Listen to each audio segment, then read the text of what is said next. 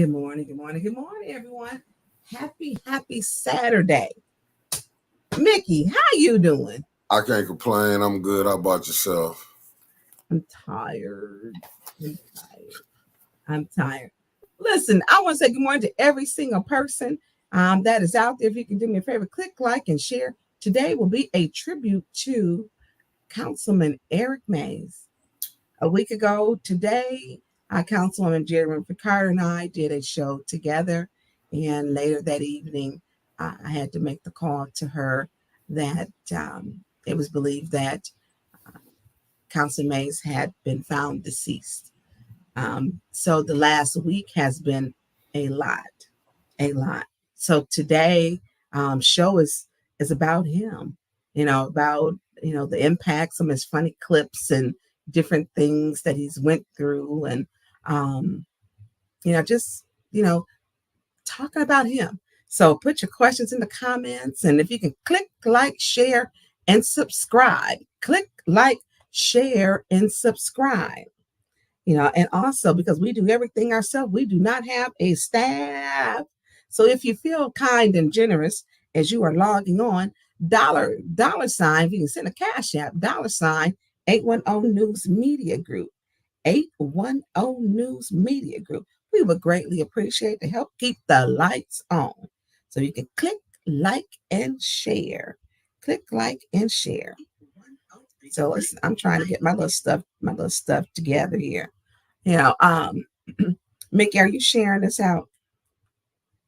Yes, ma'am. I'm sharing it as we speak. Well, I'm sharing it all on the YouTube, but I'm going to get to the Facebook side in 1 second. Okay. I'm trying to do the same too.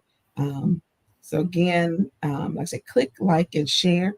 We're going to talk about some memorable moments.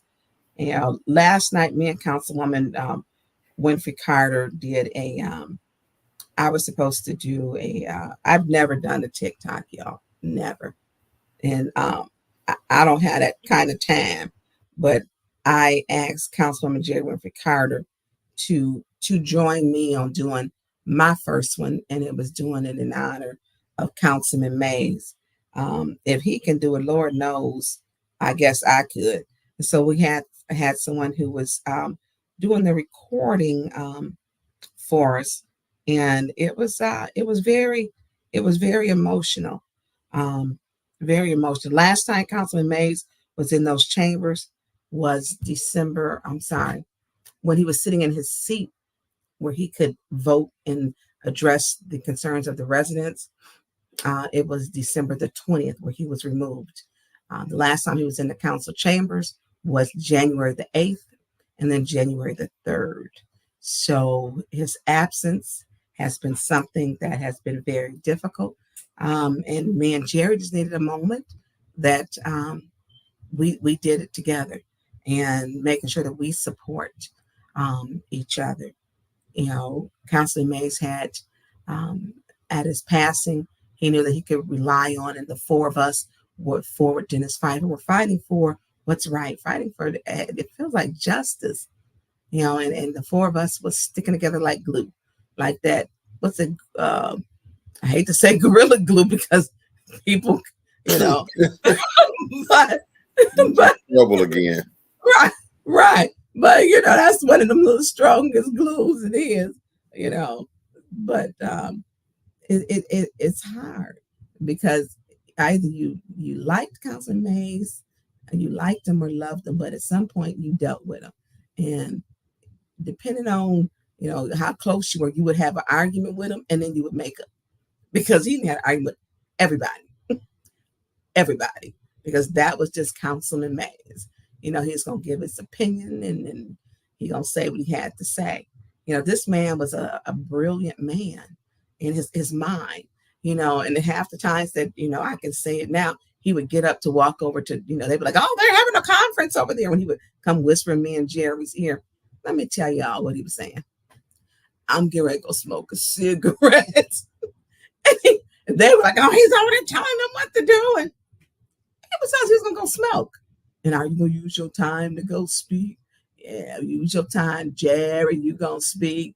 It was they were so worried about everything that was going on in the chambers except for what they should be doing themselves. And he knew it pissed him off. So he was very good at, agitating, just like when I passed out donuts. They were so worried about me passing out donuts. They're worried about doing your job. What I'm doing out my seat is none of your business. So today's show is, we can put the picture up, Mickey, and we can leave that up for a minute, with Councilman Mays, and that's how, he loved that red tie. I like the best, and I think, in the Navy suit. He told everybody when his birthday was. He told everybody everything about him, including, yes, I had a cocktail, which he was told to just be quiet and don't answer that question. But he chose to. Jerry had dropped him from the line that day, and when he was done with once they finally dropped him, Janelle finally dropped him. He was on Monica's line too, and he called me and said, "Did I sound like my voice something was?" I said, "Yeah." He said, "Well, I told him to send the police." He had just got his unemployment money he had to fight for, so he had a cocktail. He had been fighting it. That is the story behind that. He had just got his unemployment money. He had been down, I believe, in Lansing for the day. He had finally won it because it was being disputed, and so he was happy. It was a celebratory moment for him, and he had a cocktail. I do want to send my condolences to his family in this time of bereavement, and family and friends, because Councilman Mays kind of belonged to everybody. He had a relationship, with everybody. So to the family and to the friends, and out of respect, he does have one son. He has one son, which his name is Eric Hakeem Mays, and deepest, sympathies and condolences to him and to the brothers and sisters and nieces and nephews and other family members. There has been a lot going on with Councilman Mays' funeral arrangements. Hopefully that, these things can be rectified, and so that the community can move forward. I know there were a lot of things which were planned before we get into my next thing is going to be the resolution. So please leave that up, Nikki. There is today at 6:00 p.m. on Flint City Hall. There is a balloon, not a balloon. There is a candlelight vigil. Candles will be provided for you, and ask that the community come out. This is for the public. It will be on the in front of City Hall. So asking for people to come out to support. His son Hakeem will be there, and I know there were some people who were watching the show yesterday. This is separate from the balloon release, and the balloon release and candle light vigil were two separate things. No one, and I've gotten calls, nobody has said to not do. I thought having the balloon release done was a beautiful idea, a wonderful one. One did not cancel out the other, and one had nothing to do with the other. The candlelight vigil had nothing to do with the balloon release. It was rescheduled, I think maybe 3 times because of the weather. And so with that, you can't have people, if you're having a candlelight vigil in Michigan, outside. So it had been rescheduled.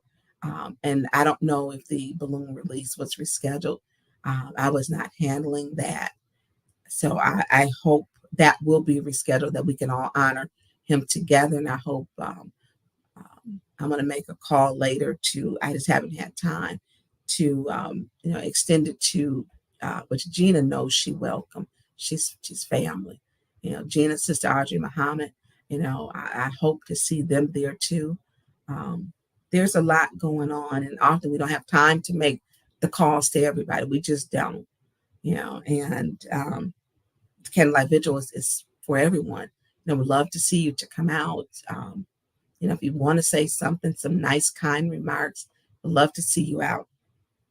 I want to dispel another question, a remark that there are rumors that are going around. Lentil Law Group did not take any money from Councilman Mays.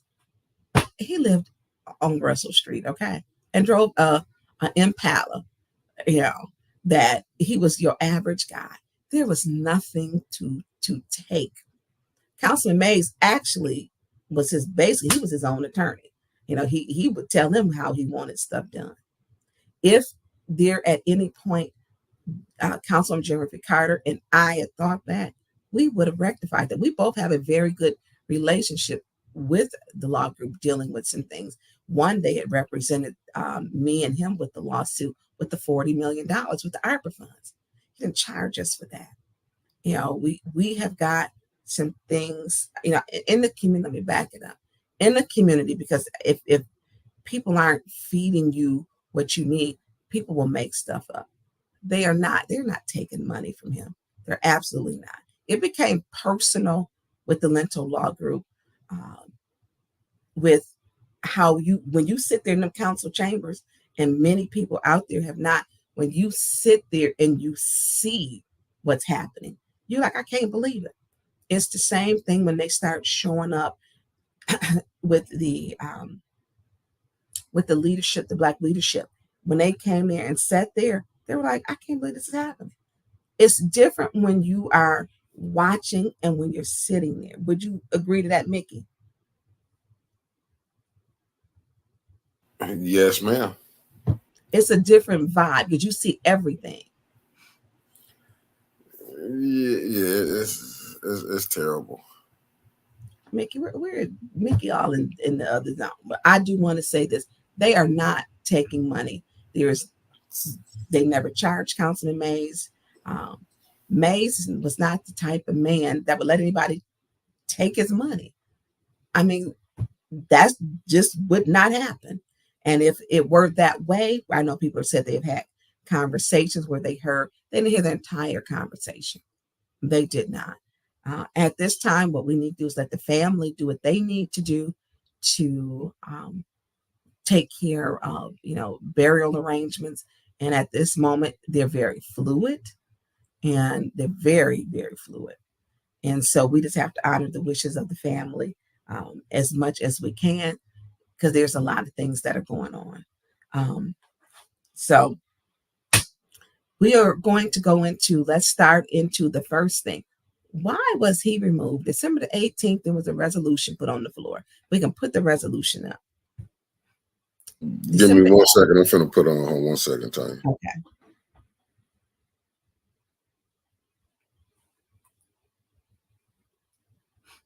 So also, I do want to address too.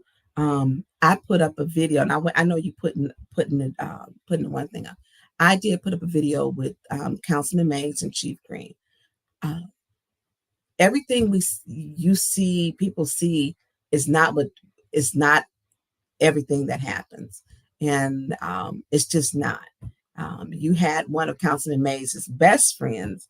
He would call him Mr. Drysdale, actually, but his name is Daryl. But Mays would call him Mr. Drysdale, and so he had made a video, and this was last year, and it was regarding Chief Green and Councilman Mays speaking, and where they kind of embraced. Councilman Mays give everybody a hard time, and that was just his, and rightfully so, when he had questions about it. The Witness Protection Program was something I worked on with Chief Green, in case everyone did not know that. I started working on that with him in December of 2022. January 2022. And there were some other issues with it. Councilman Mays and Chief Green had fixed the issues. I met with Chief Green and Councilman Mays. So the video was just a nice clip to show that some fences can be mended. The Witness Protection Program is a program that is at the county. The city council allotted $400,000 to it to help residents, and it's still underfunded. And the city is not running that program because they did not have it in place. So the program was funded by the city over to the county. Chief Green did sign the MOU to make sure his part, his portion was done. I know for a fact. So, whatever, Councilman Mays' relationship was, he had a fair one with Chief Green. So a lot of things that we may see on TV or during the council meetings, it's not the whole story. It's just not. Councilman Mays was for, my thing was public safety. He supported me on that, and I still, to this day, I'm on Chief Green about public safety. That's all the time, and some of the conversations, they're not nice ones, but it's the business of the city. And for those which did not know, when they said, well, Chief Green, allowed those people to be arrested, he did not. Chief Green has not been, we don't know when he's returning. He has been out. He has been out on a medical leave. And it's very serious. He is doing better, but he has not been there. I have spoken with him and I have addressed to him about weaponizing the police. I've spoken to him about that, and he is out on medical leave. We had an at-length conversation, and it was, he's not there. And in his absence, he has someone that is, taking care of things, and he's trying to get better. His focus has to be his health right now. So sometimes let's allow people some grace. So I put the video up because, it was a good thing to see that Mr. Drysdale, Daryl, brought them two together. And, when they fell out, as a matter of fact, that night within a week, they were back speaking, So when May said to him, what was it, drugs, girls, and Chief Green asked me, well, why didn't you say anything? I said, I wanted to see what your answer was going to be, because Mays will only ask a question if he knew the answer. And that's just, that's in his playbook. And I have told people with dealing with him when Clyde Edwards first started, I told Clyde, I said, if he asks you a question, you need to make sure answer it truthfully. And if you don't know the answer, tell him, can you make a referral? Can I get back with you? But don't make it up, because that stuff would stick in his head. It would stick in his head. And he would only ask if he knew the answer. So let's talk about, this is the resolution, December the 20th, that Councilman Mays was put out. I'm going to tell you when I speak that, his spirit was broken. His fuel was to get up to come to city council. It fueled him. It gave him life. It gave him purpose. He had had his wages garnished. He had been put out for 30 days. He had been removed again for another 90 days. Every time he did a point of order or request for information, he was warned. He was warned. It didn't matter if it was, what it was about, even to the city attorney. And there's a video clip where I said, that is valid. What are you doing? It didn't make a difference. If he was talking, they were tag teaming him. Y'all seen it. Y'all seen how they tried to do me. That's what they do. They tag team the five. The five of them like to tag team. They've done it to me several times. When no one else was there, when Mays has been out, when Jerry was out and Pfeiffer wasn't there. And they like to tag team. That's what they do. They go after him. That those five don't care. They blamed him for everything. Liddell Lewis blamed him for the TikTok fanatics, and she put it in the police report. It was the TikTok fanatics that made them go after her. You just stop. That's just no. That you cannot blame him for that. And the TikTok fanatic, and Mays didn't even know he was on TikTok. He didn't know. He had no clue for a very long time, that it just went viral. He did not know. So December the 18th was a meeting. The president of the city council, Liddell Lewis, Candace Mashat, Judy Priestley, they all broke quorum and went home and said, oh, you know what? We're not going to do the business. Why? Quincy Murphy had gotten mad and walked out, and they didn't have their 5 votes. So they scheduled a special meeting for December the 20th. It was a special meeting. So 5 days before Christmas, and the other 5 were playing because they walked out and went home. There was a resolution on the floor, resolution suspending Councilman Eric Mays for conduct unbecoming of a council member. And so section 3-103, the Flint City Charter provides the city council may punish its own members for misconduct. And section 3-104 of the Flint City Charter provides that city council members are expected to conduct themselves with appropriate decorum and act respectfully with constituents, each other, and public service. That's really open-ended in general. In August, now they go back to August. Remember, he had been suspended. In August of 2023, Councilman Mays was suspended for 1 month for conduct unbecoming of a council member. On July 10th, 2023, since returning from his suspension, Council Member Mays has persistently used racist rhetoric and has used consistent frivolous motions to impede the business of the council. On multiple occasions, Council Member Mays has also used aggressive, profane language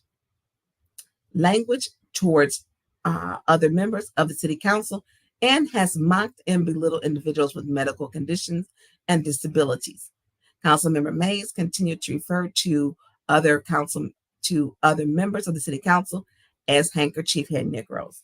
Well, here's the thing. Liddell Lewis called herself a handkerchief head Negro. I have put that up a million times. She called herself, so she wasn't offended. She said, I am a handkerchief. I will wear it proudly. I think that's what she had said, Mickey, that she would wear it proudly. Yeah, she did say that, not to cut you off. Yeah, I know we got the post. I have to try to find it. Yeah, because she was proud of that. She said, as she spoke with another racist, she was proud. She was boasting about it. When you try to fit in, and what I have said, because I would never refer to myself as that, and then try to play the victim on the other side. You can't do that. You can't do both. You can't play both positions. So what they did was They voted him out. 5 of them decided to put him out, and he served another suspension, for something she thought was okay. So my one of my questions would be: we talk about you are offended for calling someone a handkerchief head Negro, which in the dictionary, the Urban Dictionary, it basically states it's referring to like Clarence Thomas, that he doesn't recognize or he's able to identify with Black culture or with Black people. And that was one of the things, she said she was one. And Mickey, I know we got it, in there. And so when we look at, mocking the handicap, where did that even come from? They never even explained what that one was. What was he doing mocking the handicap? I mean, and if she's talking about Quincy would go at Mays, and Mays would go at Quincy. Quincy jumped behind him like he was going to do something. Liddell bumped his chair. Like, you knew you couldn't fit through that part.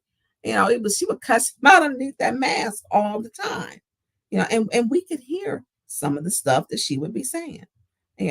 So when we talk about, his suspension, it's very, Mickey, can you scroll it back down, please? When we talk about his suspension, a lot of that was like, okay, but y'all not really saying what he did. It was just, we're going to get him out. So it becomes a point of, we're going to attack him, shut him down, get him out of here.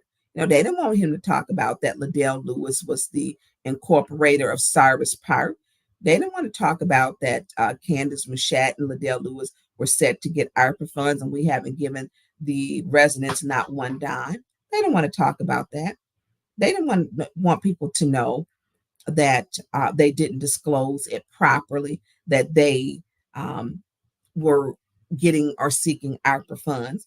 We haven't put one shingle on a residence home, on a roof. We have not put one furnace in. Saginaw has, but guess who the Flint City Council took care of first? Two of the members themselves.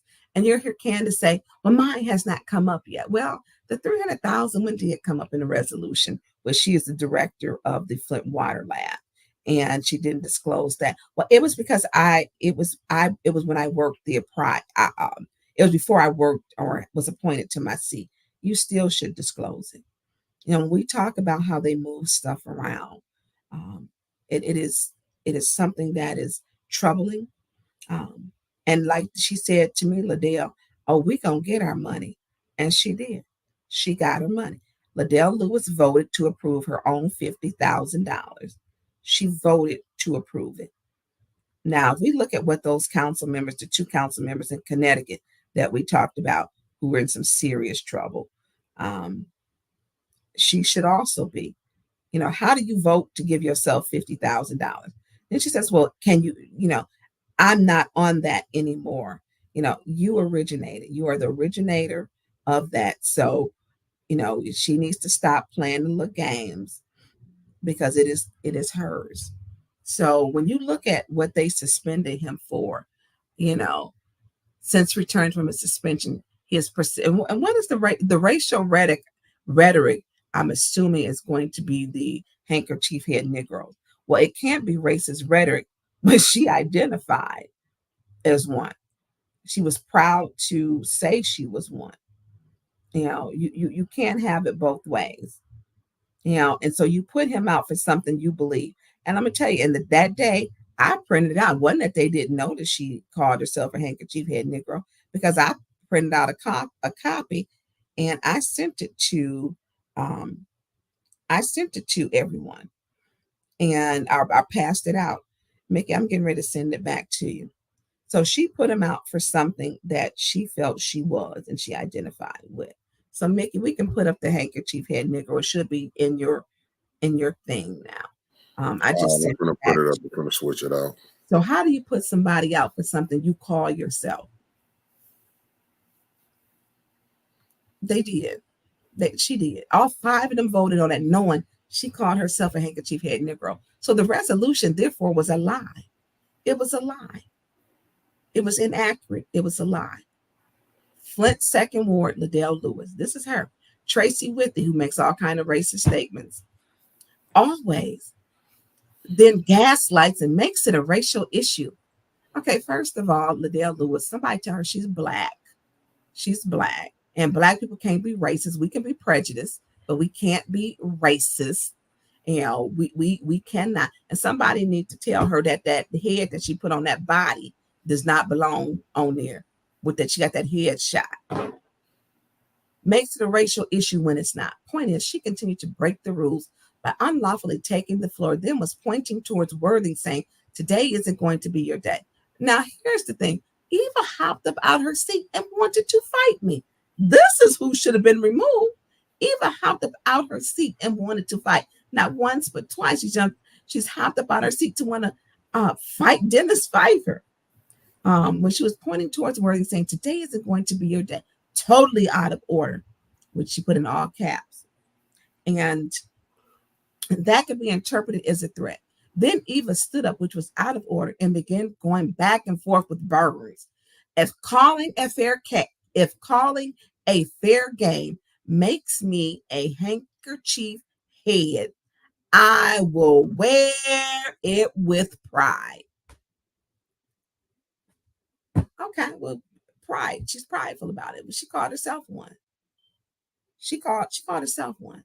But then she gives him and puts together a resolution to put him out for something she called herself. She said, if calling fair game makes me a handkerchief head, I will wear it with pride. See, when you get Black people who will do anything to try to fit in with someone, you have to acclimate yourself to their ways and their racist rhetoric to fit in, and she did.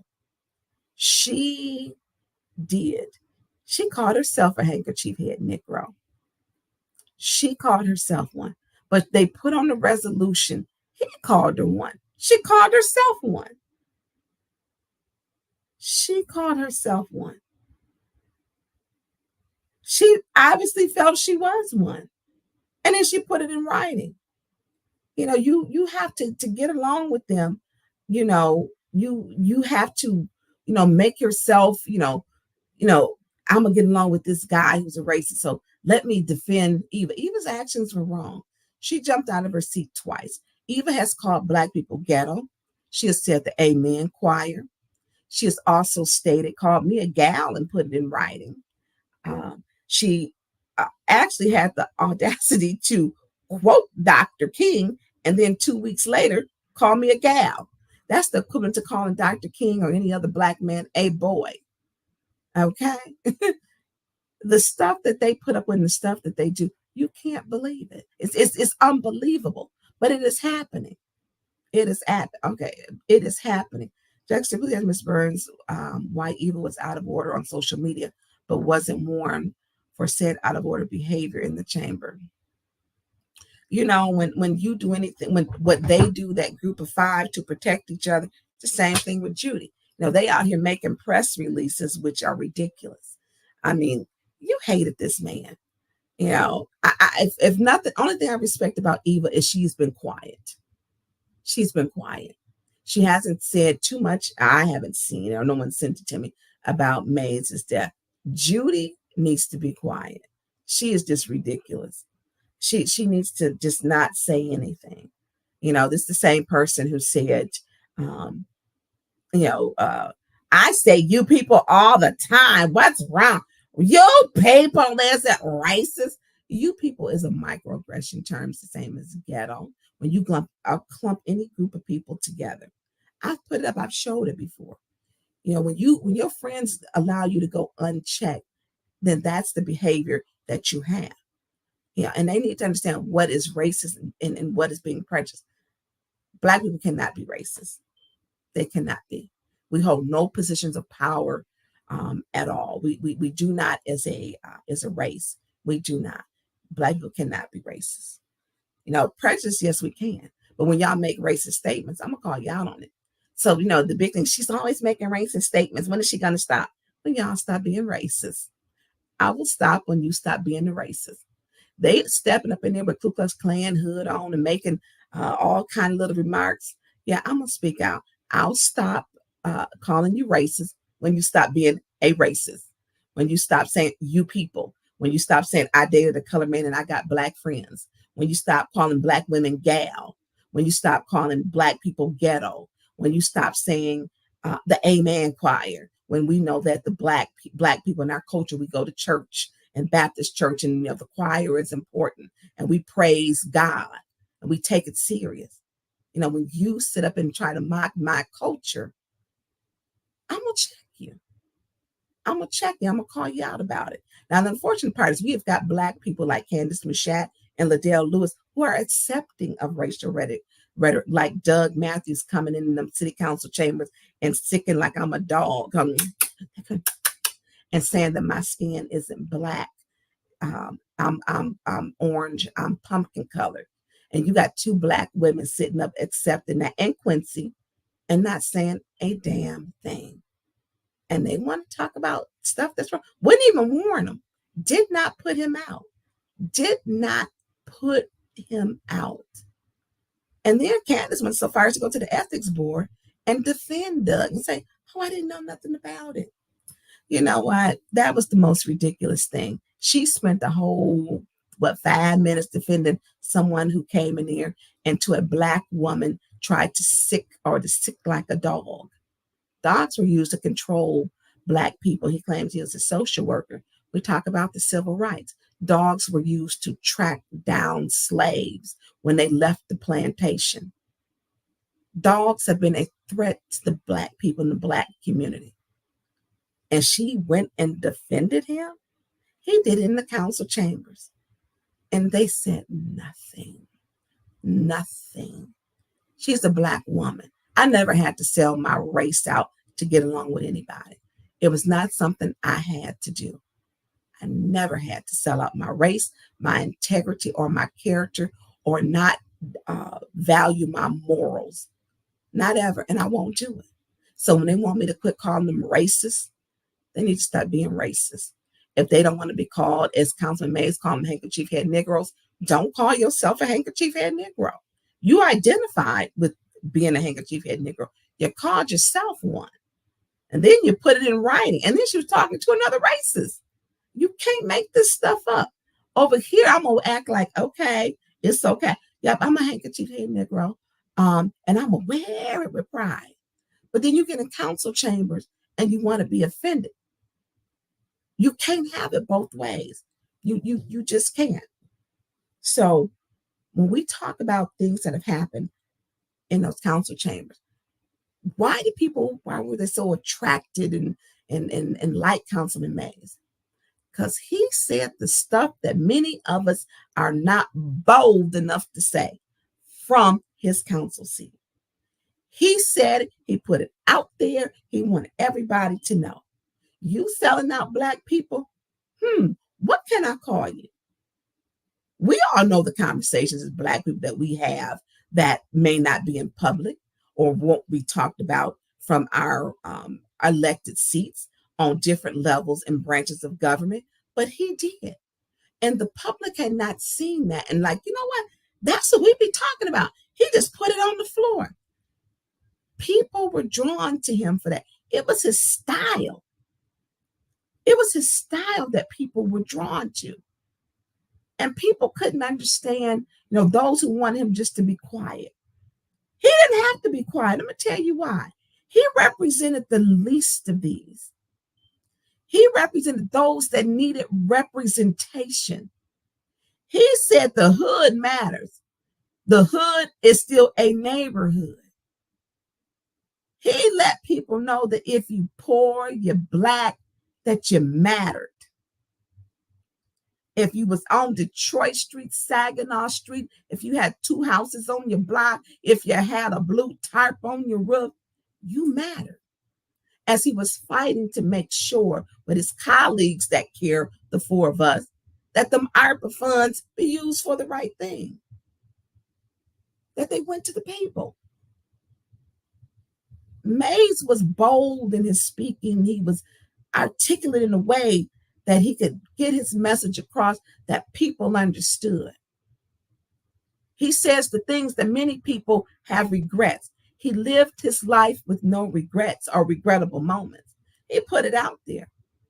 This is a man who said he passed when he went to take the test so he could apply for law school, passed it the first time. The first time. Then he said, hey, then I met a woman. There's so many stories I can tell y'all about Councilman Mays. So you're talking about a brilliant mind. Why were people attracted to him? Why? He had been doing this his whole life. UAW, this wasn't anything that was new. And I'm going to tell y'all this. You go back and look at some of them before 2021, Mays was a lot more. He had calmed down. And I don't think people really see that. He had really, really, really calmed down. But what they were trying to do was extinguish his flame. They didn't want his flame to shine bright anymore. So they set out the 5 of them to extinguish it. That's what they did. They didn't want him to shine. It bothered them about TikTok. Like, get y'all a TikTok. It wasn't even his TikTok. People was making shirts, hats, you name it. They made everything memorabilia for him that they could. And he was like, just let him do it. Let him make some money. Everybody was making shirts. Everybody. And he told them, just do it. He wasn't a graphic artist. He didn't design those shirts. People was making them all over. Point of order. I ain't studying you. He had some terms that were, made popular that people resonated. Because we know that when we watch these different hearings, and not just council was at your lowest level of government, your local level, which is actually, to me, the most important. He spoke truth to power. And that's what he did. He spoke truth to power. He spoke for everybody. And as they try to say, oh, he only dealt with Black people. Not true. Not true. He dealt with everybody. He didn't care your color. He didn't care if you were Black, white, polka dot, or pinstripe. He did not care. He was going to speak his truth. That was just Councilman Mays. That was him. So, Mickey, I don't remember what our third one was. And I know that in this time that everybody is already got you together. Thank you. So when we look at what they blamed him for, Lord knows they blamed him for everything. So Council President Liddell Lewis is getting a ride still by the Flint police. They are transporting her to and from when it's council business. So on here, I don't know who got this report. And this is the Michigan State Trooper who had interviewed her on the date where she said she had gotten some threats. So down in her message, she said that she says it says Dr. Lewis said the message from blank feels different from the other messages due to the specific that they are. Dr. Lewis also believes there is a fringe element who follow Mr. Mays' TikTok that she described as fanatics and have mental issues like Donald Trump followers. How are you going to blame this man for TikTok, the fanatics? I mean, come on. So she files a police report, which they said they didn't find. This man did not state he was going to do the things he mentioned, which was inappropriate. And rape, but he didn't say, I'm going to rape you, I'm going to kill you. That was not said, as she stated in council chambers. That was not said. And I think at the bottom of it, Mickey, is that the bottom? Hold on, let me make sure. I want to just say it. Yeah, that's the bottom of it. Okay, and that just makes she says she fears for her family's life. But I believe up in the part one of it, no, there may be a second page. But I would like to see the body cam of the trooper with what he said. But you can't, Mays ain't gonna do with these they come to TikTok and the fanatics. Why they so worried about that TikTok? As much as she done missed council and everything else, she completely played Flint, called it janky, and then has a business registered under Jane Key at her home, and which is basically janky. I mean, she just like boom in Flint residents' face, just continuously slapping them upside their head. I just don't. You can't blame TikTok. You just can't blame TikTok. People like TikTok, and TikTok ain't bad. I mean, TikTok is. I mean, it's a way that you learn a lot about. It's useful. It's a social media platform. If you want a social media platform, get your own. And that's the thing. But you can't blame him and the Mr. Mays TikTok fanatics. Now, I'm just so tired of her. I am tired. But I think she told me, I'm gonna deal with you. I'm waiting to be dealt with. Okay, what I've been through, you really don't. I'm not the type. I don't shake nor shiver. Do what you need to do, and I'm gonna do what I got to do. You had just put up one, Mickey, about someone that put up about the rape comment. Now, if people seen on my page, y'all, I have made it very clear that in Councilman Mays' funeral, he did not deal with Liddell Lewis or Mayor Neely. He did not. Women who cry rape are dangerous. That behavior has led to lynchings in the past. Carolyn Bryant with the whistle thing, and you're correct, Angela, in that. You are correct. And rape is something serious. That's a serious allegation, very serious. When we talk about, I'm going to talk about too, Littell Lewis sent me a friend request. I'm like, is she got to be kidding me? So she sent me a friend request.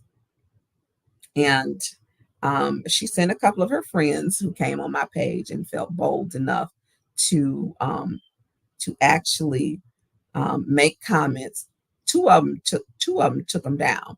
They took the comments down because one thing I'm not going to do with anybody is pretend like Councilman Mays, like Mayor Neely, and like Liddell Lewis. He did not, and they were told Mayor Neely was to speak at the funeral, and I didn't know this. I did not know this when I made my post about Mickey. Can you go to my page? And scroll it down. Do I need to see one second? Yeah, I'm finna get over there. Give me 1 second. And so I wanted it to be very clear. Councilman Mays, if Mayor Neely spoke at his funeral, he would wake up and cuss everybody out. Y'all want to bring him back to life? Let Mayor Neely speak at that funeral. That's just a fact. That is a fact. He didn't even call Mayor Neely Mayor Neely. He called him Mr. Neely. Excuse me, Tonya, not to cut you off. What am I looking for on your page? The post where she friended me. Okay, hold on. Let me get to it. She sent me a friend request, which I'm like, okay.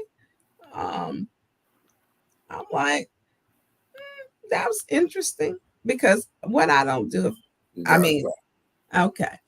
So you got it. Yes, ma'am. You can start at the top of mine and we can scroll down. So I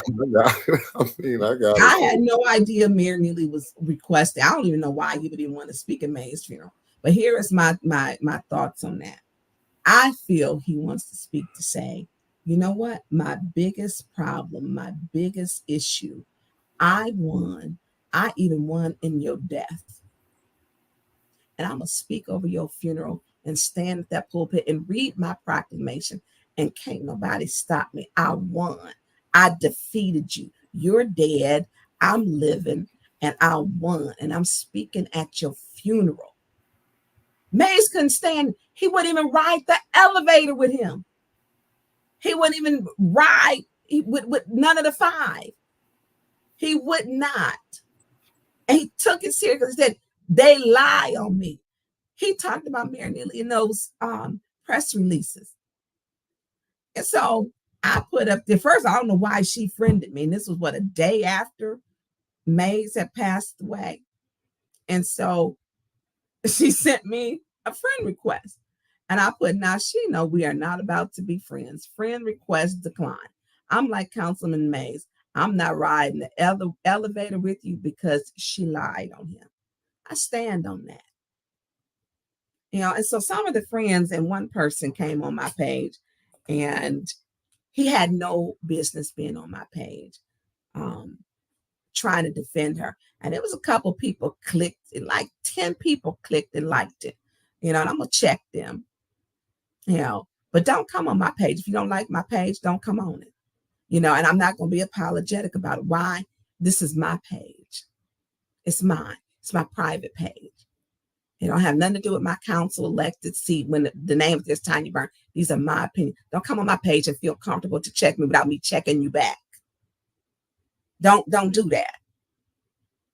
So people, and I'm going to say thank you everybody out there who y'all ran some folks off. Two of the people, one said she took hers down and then the guy took his down. When I say the clap back was real, thank you, Facebook, for saying, let her grieve.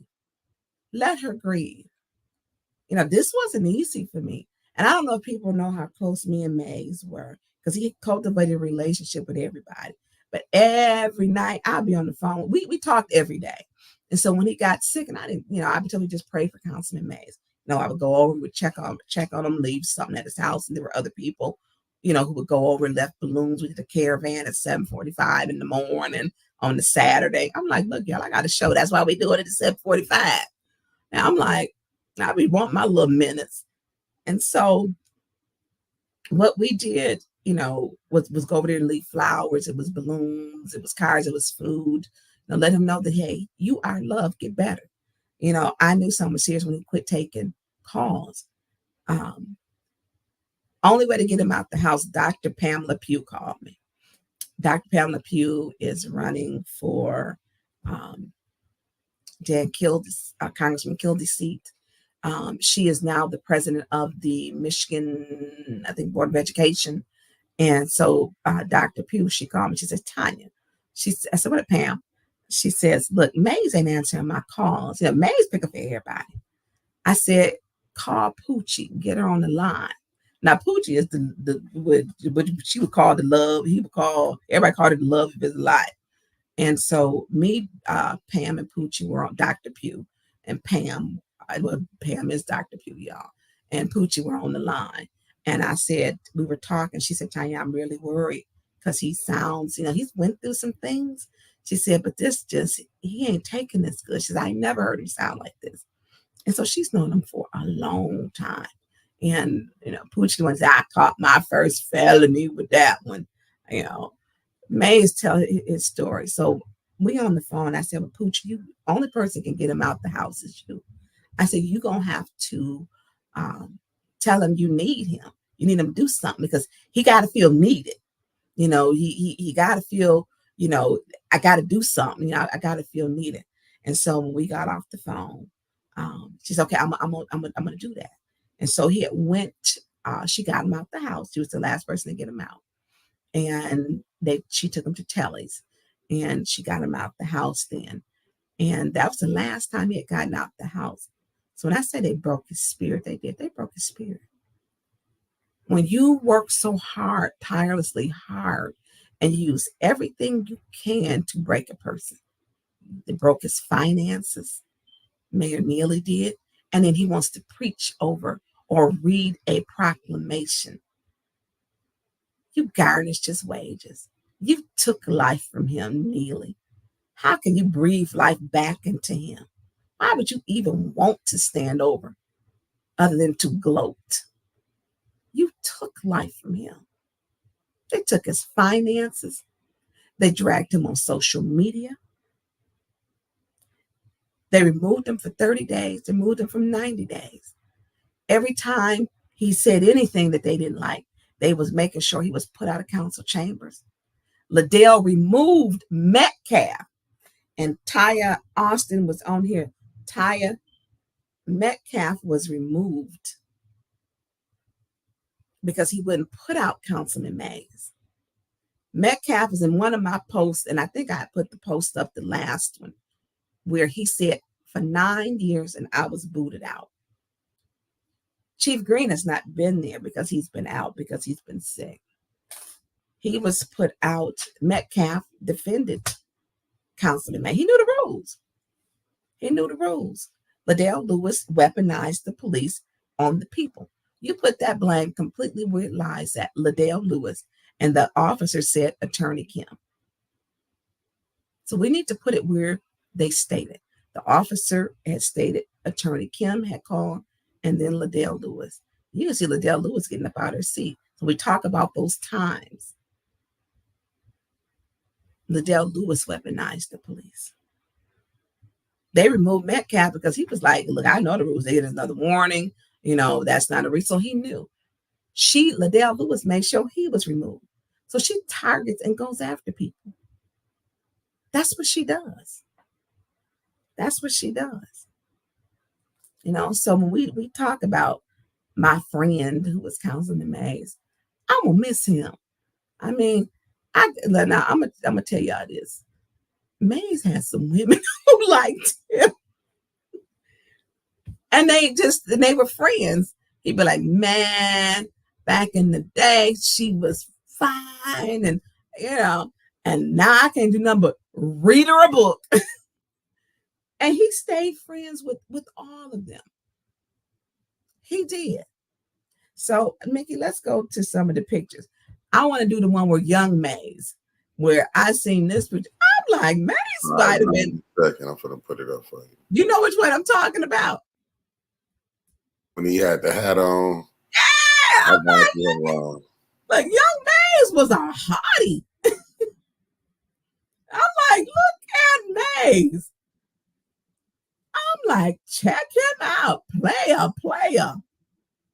You know, you look at a man who was in the UAW and worked at GM and worked his way up, and he enjoyed debate. You know, like I say, he actually passed the test the first time. Yeah, can we blow that one up? Y'all look, Young Mays was, we gotta say it. I think he was a hottie back then. I'm like, oh, check him out. Check him out. Man, now I don't know what he got on. Is that the sheriff's hat? Oh, he must have been out with Joe Wilson, because that is a sheriff's hat. One of his good friends was Sheriff Joe Wilson, and those were Sheriff Joe Wilson's colors. So that jacket and hat would explain. The jacket and hat, those have got to be with Sheriff Joe Wilson. He was very good friends with him. But y'all listen, Mays was like a hottie. I'm like, look at Young Mays. Angela, he was also the day that she met him in Memphis. Oh, you met him in Memphis. We brought him catfish, mac and cheese, and greens with some lemonade. He said he won't hold us out of order. LOL. He did. He was, you know, he went down there to the Lorraine Motel where Dr. King was shot and killed, and that's where Dr. King had went to help to protest for fair wages, where you see the signs "I am a man" for the sanitation workers, where he lost his life. And Mays was able to go down there, and he was like, "Man, Tonya, I had a ball." Yeah. So let's go. Look, I don't care what nobody said. Mays was a hottie on there. So Mickey, I need to probably scroll up through our things to scroll up. And so one of my favorite, can you put the pictures up of me and him? So Mays was my best. He was kind of like the older brother. You know, y'all gonna fight, but you're gonna always make up. Always. So this is me and him at the NAACP dinner one year. And y'all know, he just funny. He would make you laugh, and you wouldn't even know what you're laughing for. This was his birthday party. We gave him his birthday party in October, and the Lentil Law Group sponsored his birthday party. And he was actually surprised. Like, how do we get him here? I'm like, y'all know he loved a camera. Well, it was not. This was a lie I told, but I think Stephanie Rogers helped me to make the lie up. And I was telling John, this is the way we got to get him here. And we got him there, and then John sent one of his people to pick him up, and he thought he was coming to have an interview with CNN.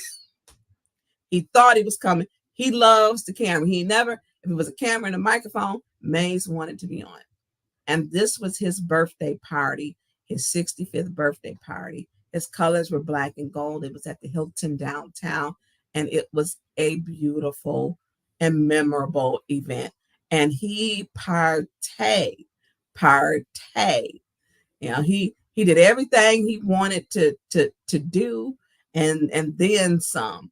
And you know, he was just, you know, he had never had a party, you know, and you know, they chose to honor him, and the party was pretty expensive. You know, he was honored. He was given his flowers this day. He was given his flowers. DJ Updo in 98.9 did the music. It was decorated by Dee Dee. She did a beautiful black and gold. He had red carpet. He had a beautiful background. And you know, there were a lot. I never had a chance to put up the pictures, but there's a video that's on my timeline of the party when he walks in. And it was beautiful. He was like, "Man, how you keep this from me?" I said, "You didn't need to know. It was a lot of work, but the party was fabulous." He was given his flowers while he was living. Mays had us hooked on him way in Miami. It hurt me when I heard him. I think it hurt around the world. You know, it hurt around the world. Mickey, I wanna put up the which one? This was one of my favorite ones, the one where he down in the garage dancing, the TikTok. Wait, I love that one. Okay, let me find. Did you say it in the garage? It's right above the candlelight vigil. Now remember, there is a candlelight vigil today at 6:00 on the lawn of City Hall.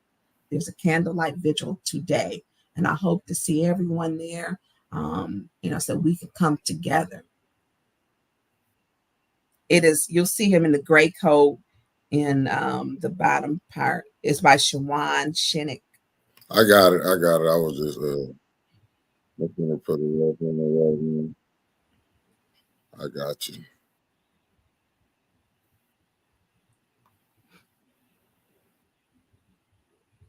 Hold on, let me put it up here for you. Yeah, and I'm gonna tell you, Councilman Mays loved to dance. Loved to dance, and he had good knees, y'all.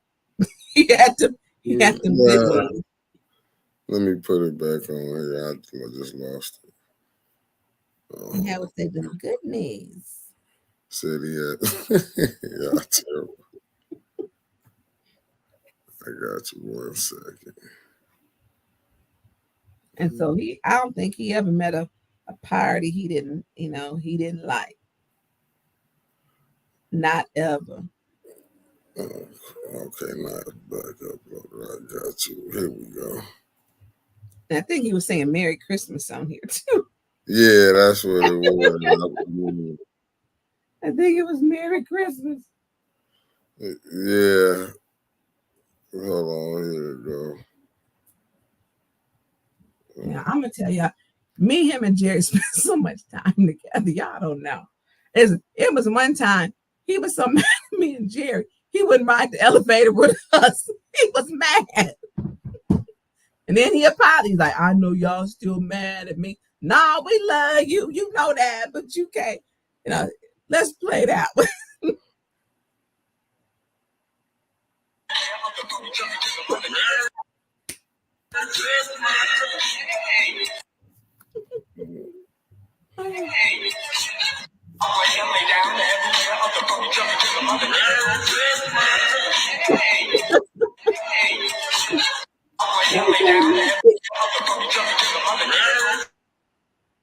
Okay, let's go down to one of the other ones. Y'all, I'm gonna tell you the first, when I got the call that night, and some people said, they was tired of Tonya Burns crying. I have cried a lot. And for everybody who called to check on me, thank you. And me and Jerry have called to check on each other. And what we did was always called to check on his son. That we have done. He leaves behind a son and 4 grandchildren, 2, 7, 9, and 16. And so it was hard when I got the call. They asked me, they said, TT, where you at? I said, I'm at home. Saturday was busy. And they said, well, who with you? I said, nobody. I said, I'm home. I said, I got to go to the grocery store because I was supposed to make a pasta salad for my son. So that was my 3rd change for the day because I needed to just to sit down for a minute. I was tired and I had fallen asleep. And they said, you need to know they on their way. They said that they found May's deceased.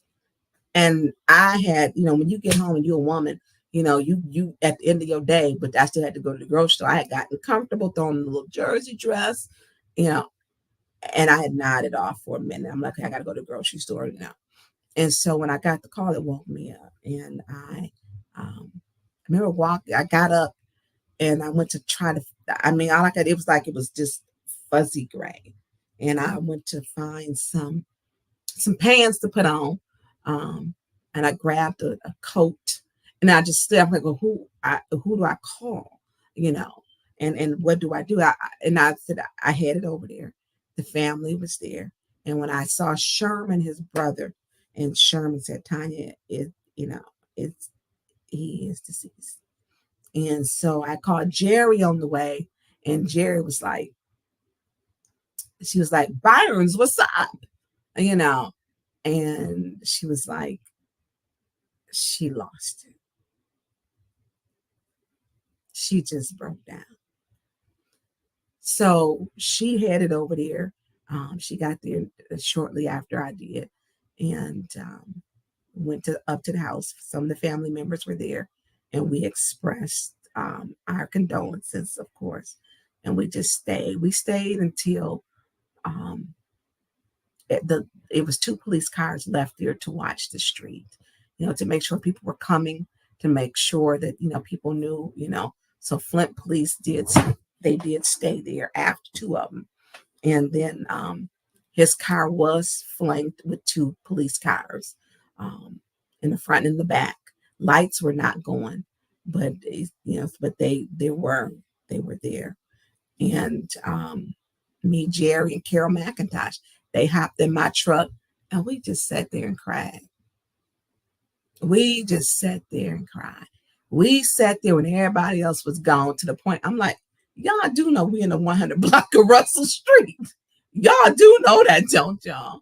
And it was 2 police. We just needed to, it wasn't real. You had people who were coming. You had people, a news release, a press release was given by Liddell Lewis and Mayor Neely, and the body wasn't even out the house yet. It was not even out the house. And I know because I was there. I was there. It was on 11 o'clock news. Channel 12 said Mayor Neely called them personally. They were videotaping it. They videotaped it. Me and Jerry, we were asked for a press release because they had put out, Liddell Lewis and Mayor Neely had put out press releases. I couldn't even do a press release. I'm pretty good at writing. Jerry's really good at writing, and neither one of us could. I had to actually have someone help me with my press release because I couldn't write it. Some people, he was larger than life. He was just that guy, and he was him. He was his authentic self. He was his authentic self.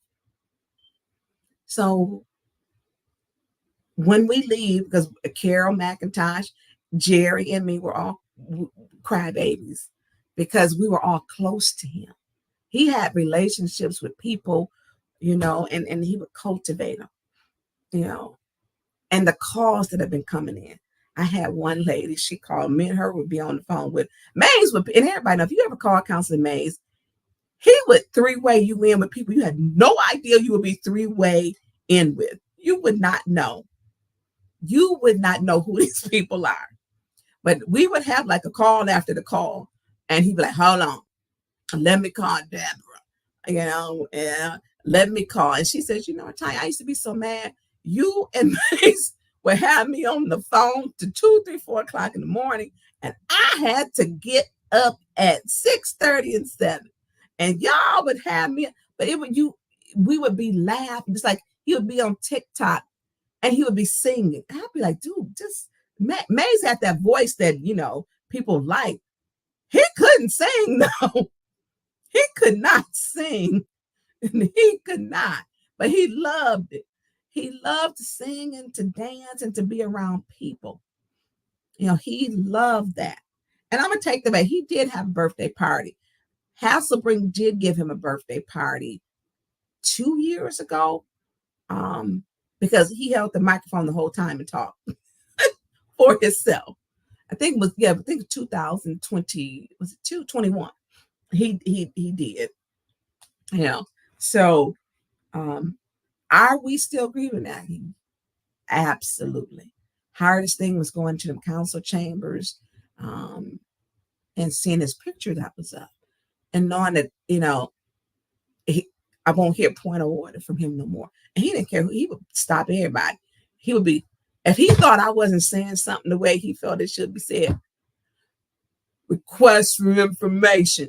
Do you mean? And I'd be like, I just get my, Maze, that was, and he would do it just to mess with me, and, it was just his way of doing things. And, we got to start making our communities inclusive of everyone. His ward, they love him. I hope they put someone in there. No, we will have an election. 30 days, we have to appoint someone. His ward, the women are wonderful, the women and the men. And they knew he would fight for them. And that's why they supported him. He got more votes than any other council person ever. So as much as they tried to destroy him, his ward supported him. And I hope they put somebody in there that is not going to be a rubber stamper, one who did not defame him, go against him while he was living, because he fought for his residents. He knew what his ward was comprised of, which over 96% Black. He understood that. He fought to have Hassel break the doors open. He got that back open. Water crisis, he opened up City Hall on Saturday, told Claire McClendon, come on down, this is y'all's place.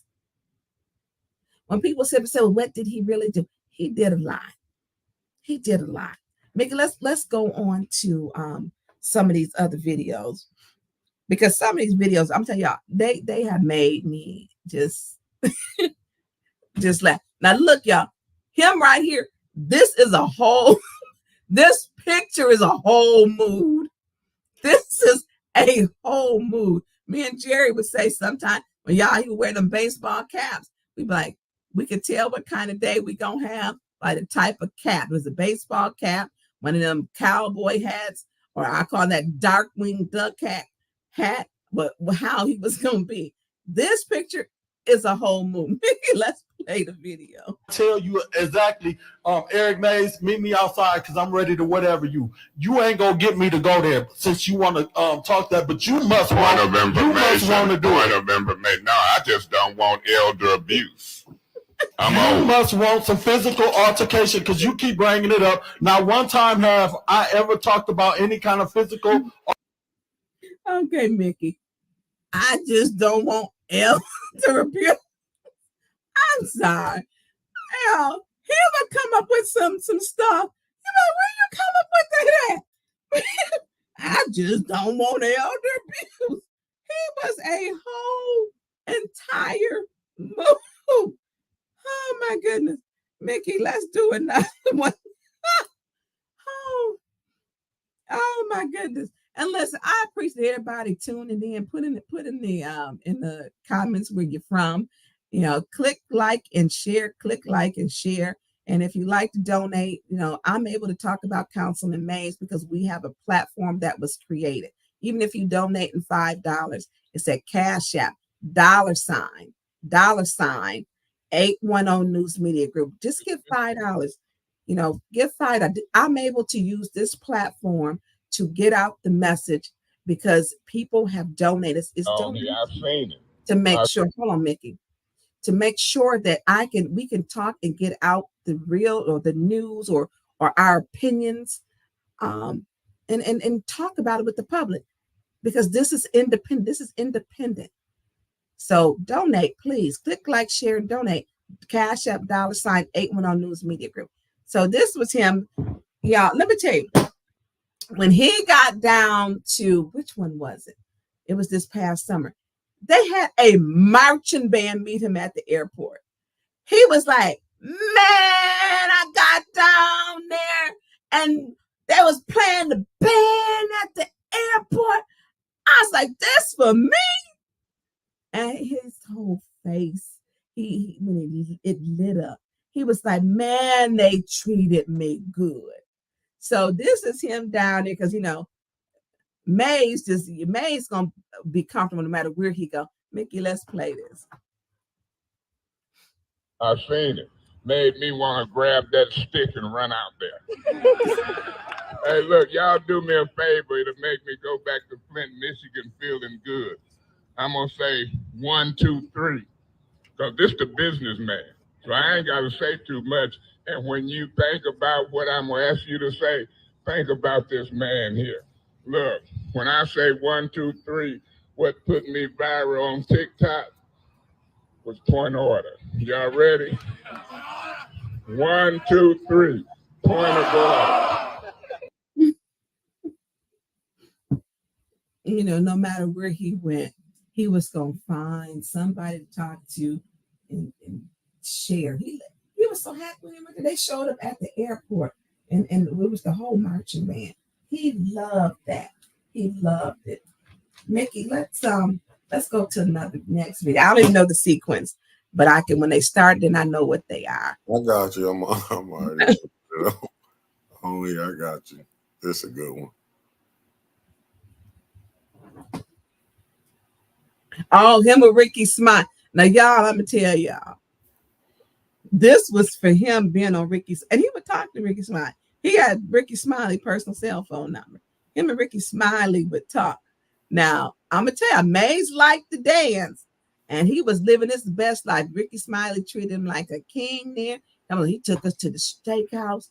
He told us, gave us the money. Y'all get whatever you want. You know, the little jogging suit he got on, Ricky Smiley got him that. He was like, man, this jogging suit was $800. And he got him some new gym shoes. And, you know, Mays was living his best life. Let's play the clip.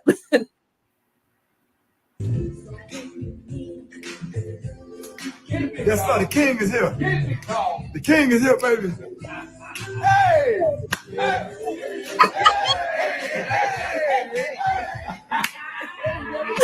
You know what? The king is here, baby.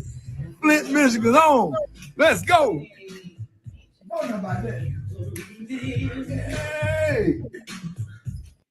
Yeah, I'm so happy that he was able to get that while he was living. I mean, he went there, Ricky Smiley. Look, May shout out on Ricky Smiley. Like, don't come for me. Don't come for me, because I got this. I got this. Mickey, let's put up another one.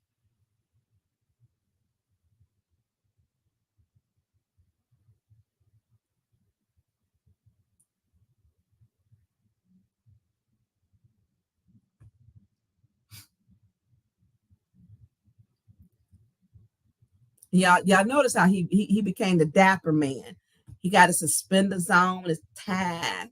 Look at him. He was put together. Let's play it, Mickey. Got you. Mm-hmm. How did I do that? Southern University in Baton Rouge, Louisiana.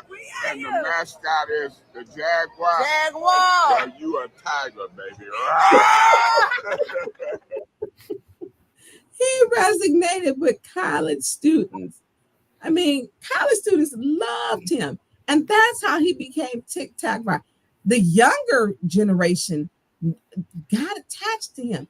He resonated with them. So the TikTok is what the younger people were, you know, we own it. I'll consider myself older. When you get to be 55, you know, they resonated with it. Mickey, let's go on to another one. All right, give me 1 second. Let me add another one on here. You know, when you can reach college students, that's a tough. That's a tough thing to do. Let me add it up on here. Mm-hmm. Well, while you're doing this, because I'm not It's right here. I already got it for you, Miss Burns. Oh no, y'all, this one, this is where y'all gonna hear him talk about when he took the test for to be an attorney, and then he met a woman.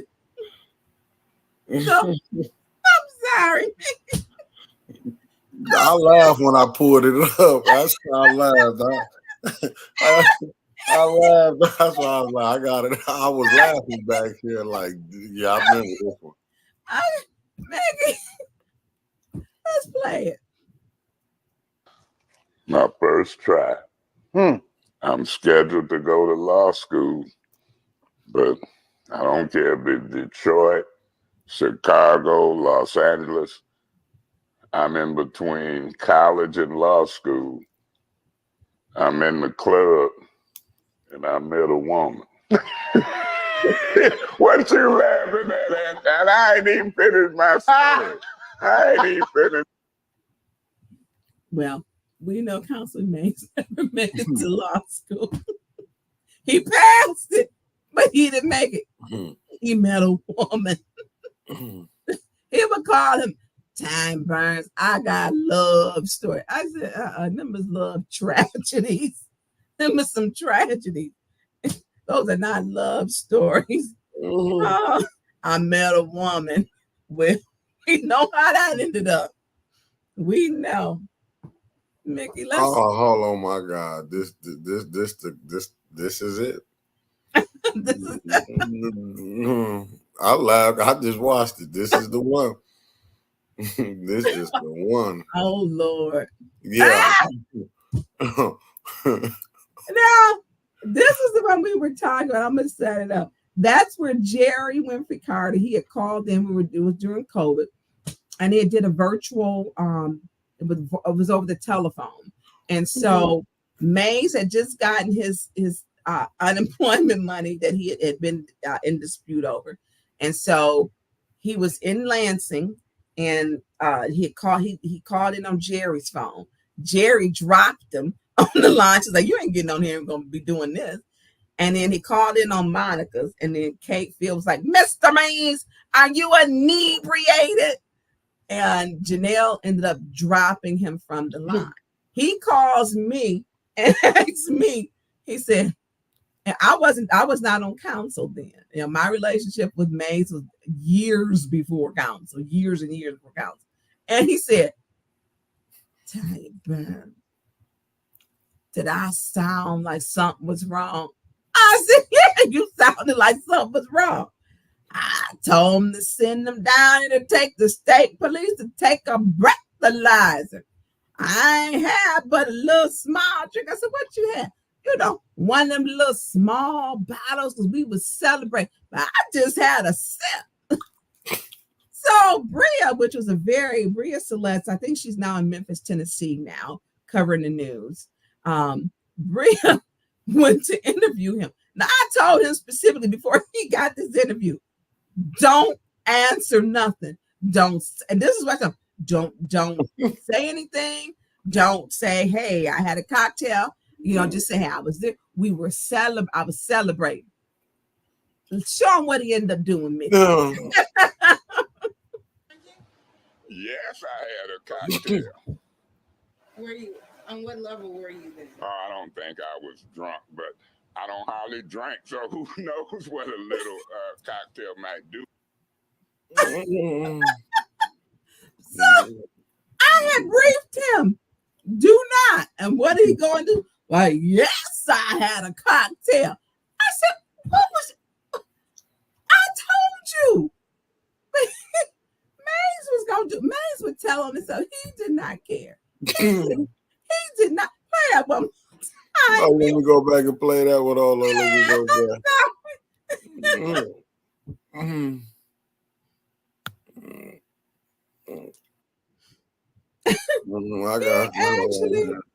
He actually told on himself. That one just had me cracking up.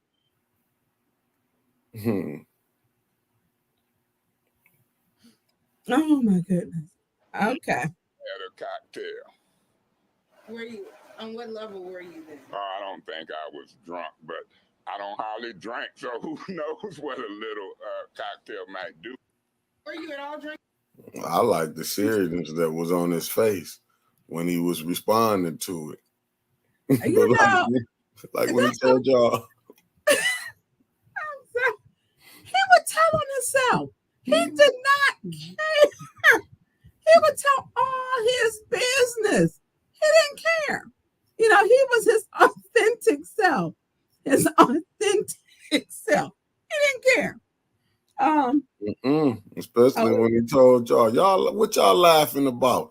When he hit that drink on there, y'all did that, y'all was on that. He said, let's get down to the business.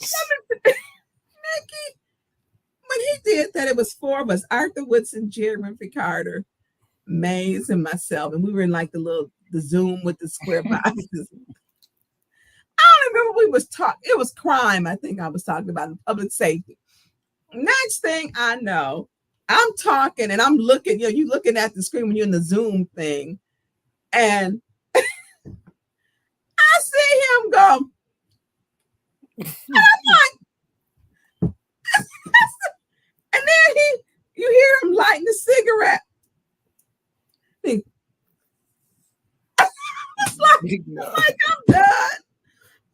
There was some, what y'all like? Y'all need to focus. Y'all need to focus. I don't know why I didn't pull that clip. He got so many good clips. That one, I completely lost it. I was like, what is you doing? You couldn't even put the wine in the glass. They had this on sale at the Kroger. I said, that's Urban Mist. Yeah, it was 2 for $7. Now, Urban Mist got about 5%, maybe 4.5% alcohol, but he was drinking out the bottle. Mays was not a drinker, and Urban Mist is like drinking a cooler. You got to drink a whole case of them, But it's like, it's kind of fruity too. I'm like, I'm done. I'm done. What y'all laughing at? He was his authentic self, and that part I love about him. I love that part about him. Let's put up another one. Oh, this is his birthday party. Mays was always, if it was a dance floor, he was gonna cut a rug. He was on the dance floor with a good friend. We call her Mickey Gale, Dominique, and she go by Lady Brick. They've been friends their whole life. She shows up at council meetings and she has spoken. I called to tell her that Councilman Mays passed away. The grief.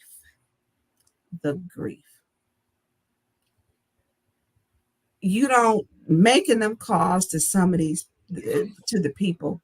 It was hard. She couldn't stop crying, just overwhelmed, because people knew when you Black and something that you fighting for. It was the grief just hit her. It hit her in her gut. So this is the birthday party. Him and Mickey cutting the rug. Let's play it, Mickey.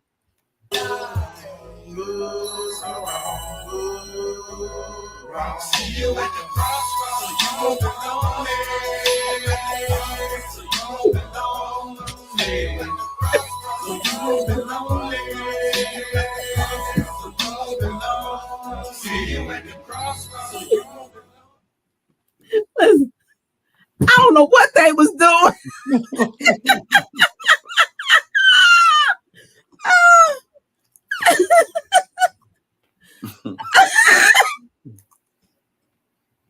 A little bit of everything mixed in there.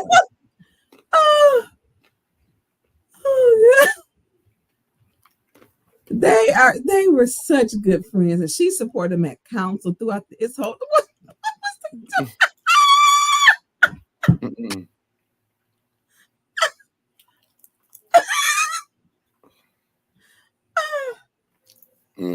Oh my God!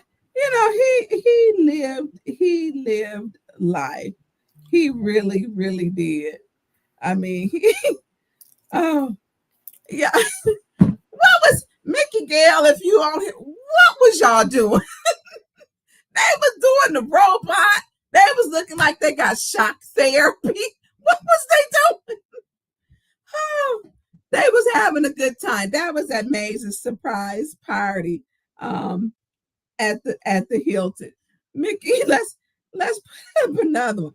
You ready for this one? Oh Lord, let's put up another one. Are you sure you ready? I don't know. Because Mays was. Let's put it up. Okay, I'll watch it. Oh Lord.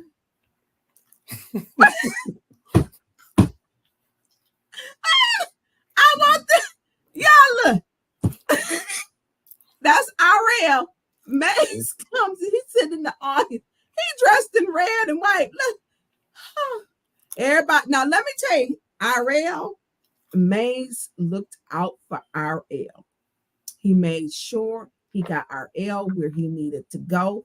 If Mays ate after those council meetings, RL ate after those council meetings. He took him home. He picked him up.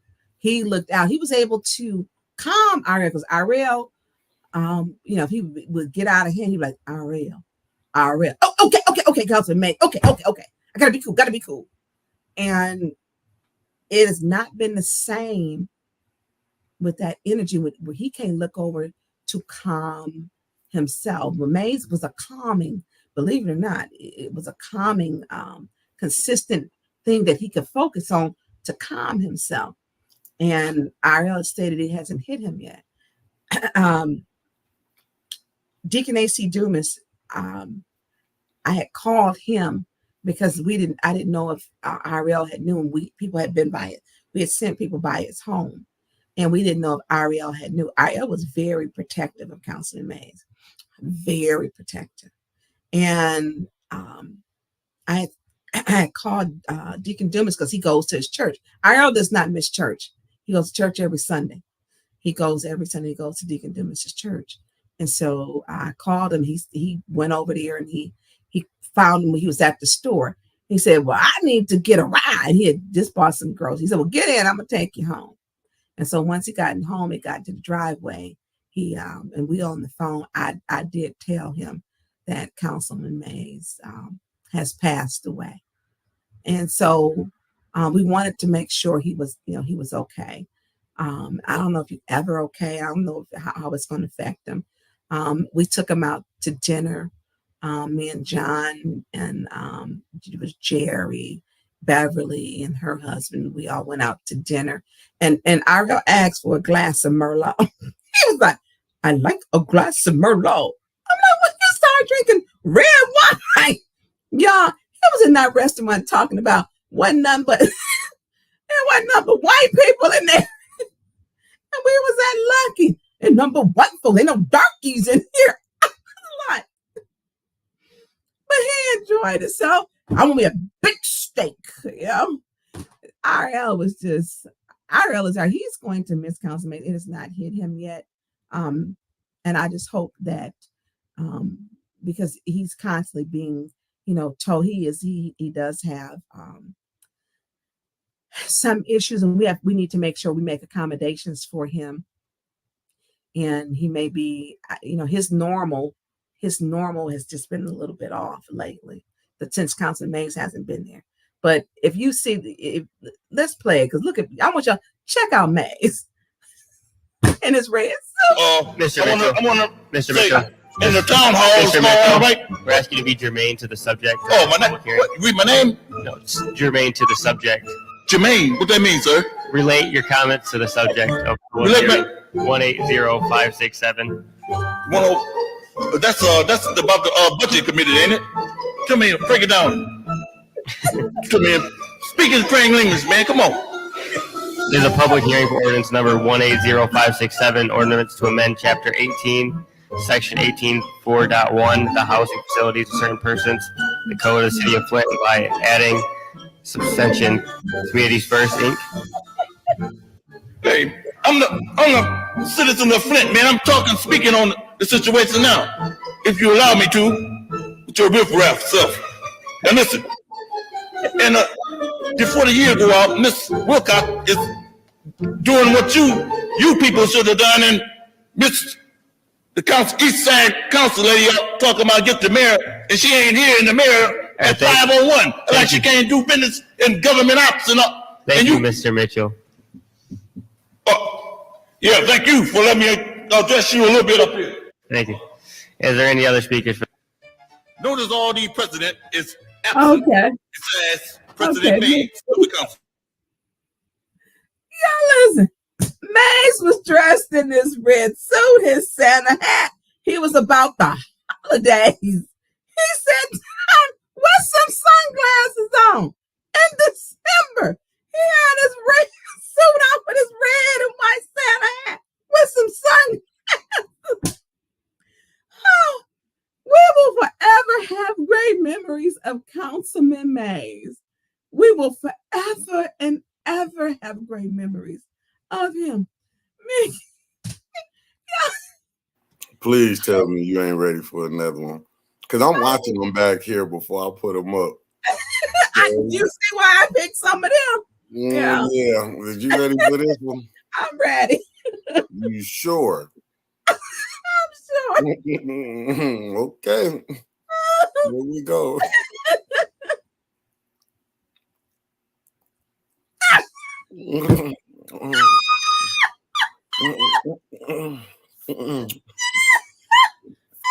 They gonna flag this one.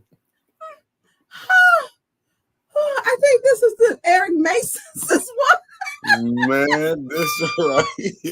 I like how Maurice looking in the background. Maurice is like, okay, let's play it. Okay. Met an individual who is verbally and in other ways so professed racial hatred as Mr. Mays. I don't know if she racist, but I know she Eric's. She Eric's Mason's, if it's such a word. And I happen to be a black man on the north side. So I don't know if she racist, but she showed Eric Mason's.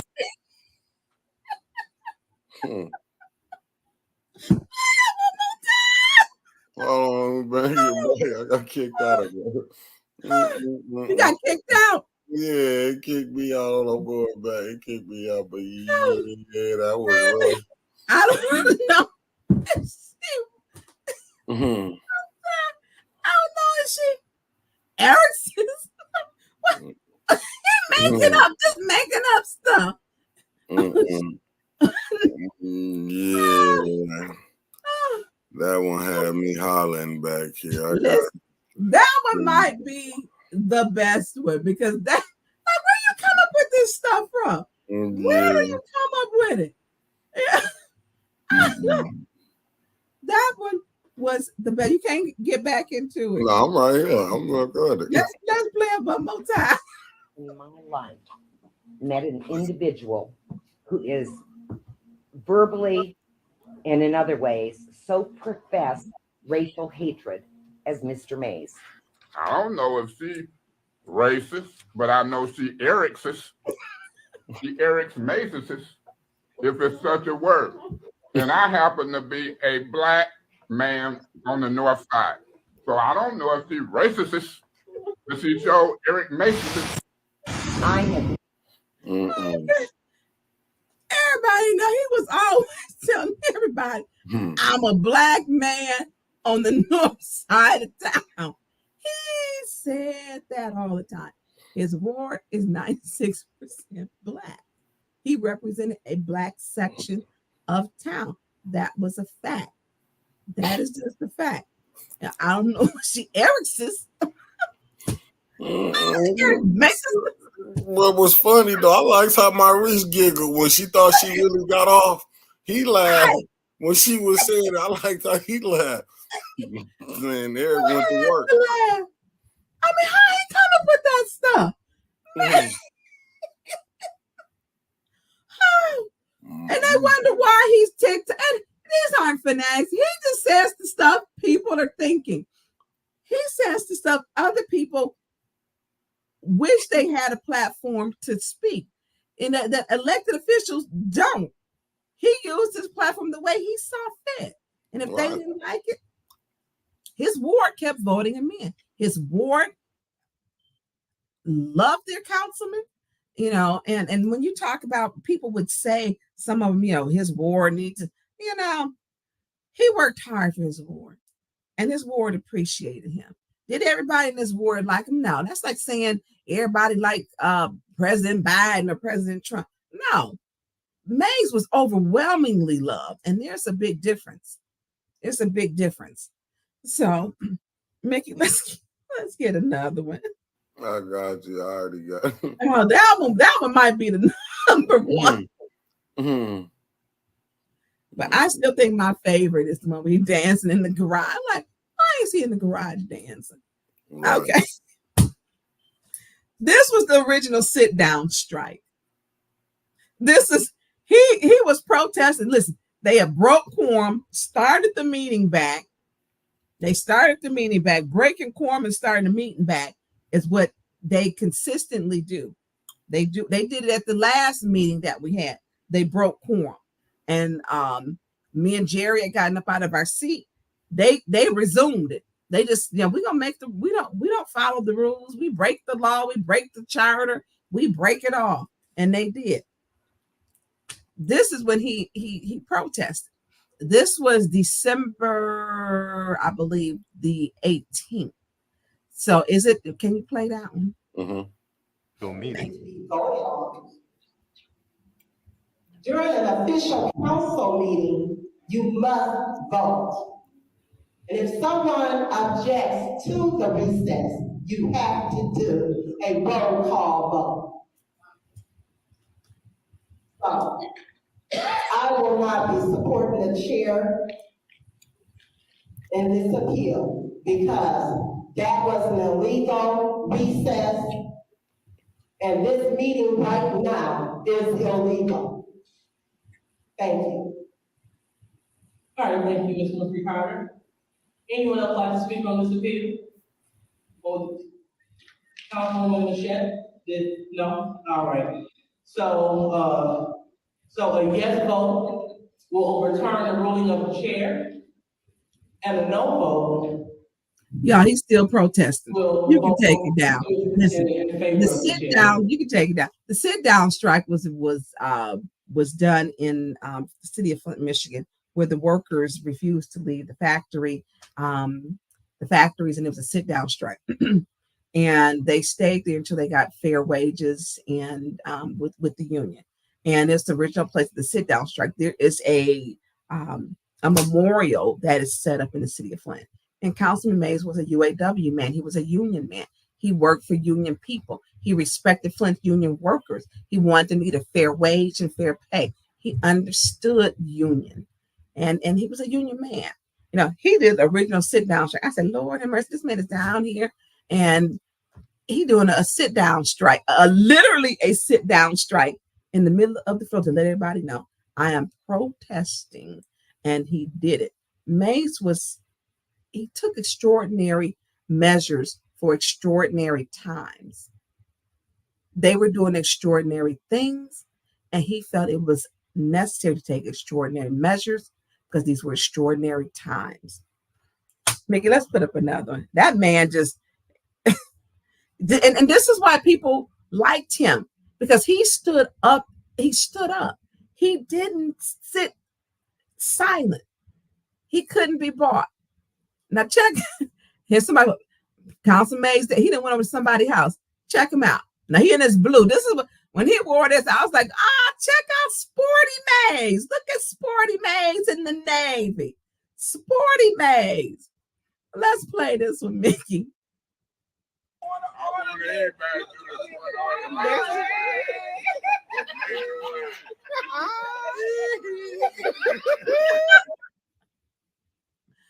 Yeah, he had his shoes on. I'm like, look at him, the little sporty shoes. I was like, look at Sporty Mays. He was feeling good about himself. And he had a little wardrobe together. He was so proud of these monogram shirts. And on the monogram shirts, they actually had his signature. His signature was across the sleeve. Eric B. Mays was actually monogram. Not usually, it's just the initials. He had his signature was across it. And he was so proud. Check this out. Yeah. I was like, look at you with your signature over there. Let me just say, Mays, I remember he wrote, I don't know, it's the deposition, whatever it was. He hand wrote like the first 30-something pages when he sued the city. He hand wrote because he didn't have a typewriter. He didn't use a computer. He hand wrote. I was like, he is heavily invested in this. When somebody writes a brief and prints it, 30-something pages, heavily invested. He was about that. That's who he was. I got the time. I said, why did you handwrite that? Why didn't you have somebody else do it? Well, I just figured I'd write it out and, work on it, take my time when I need a break, smoke me a cigarette. But he wrote the brief. I remember looking at that. I said, oh my God, who writes a legal brief? Who writes a legal brief? 30-something pages. Councilman Eric Mays would write his own legal briefs. He didn't use a computer. He didn't use a laptop. He didn't do that. He wrote the legal brief. Mickey, let's put up another one.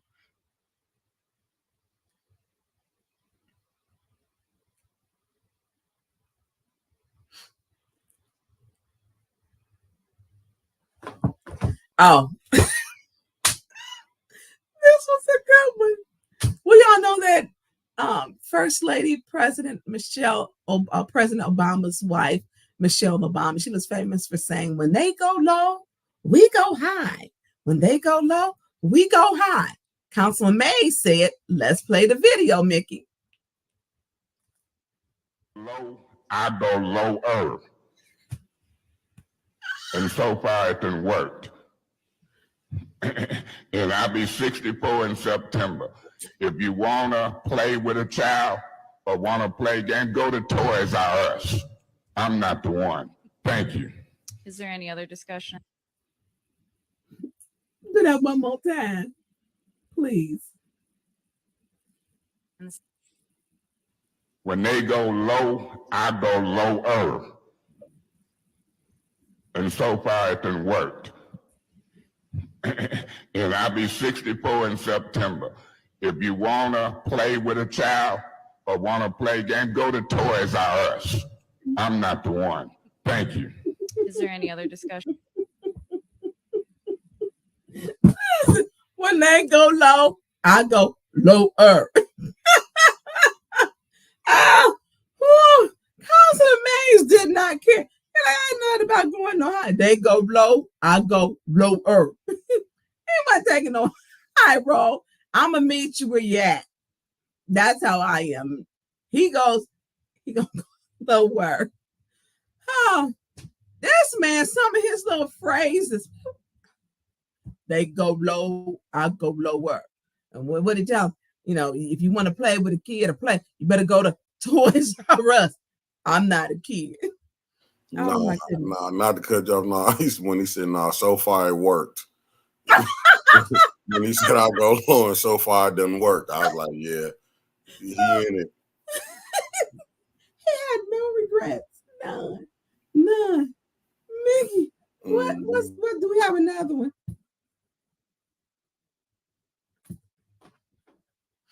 Oh my goodness.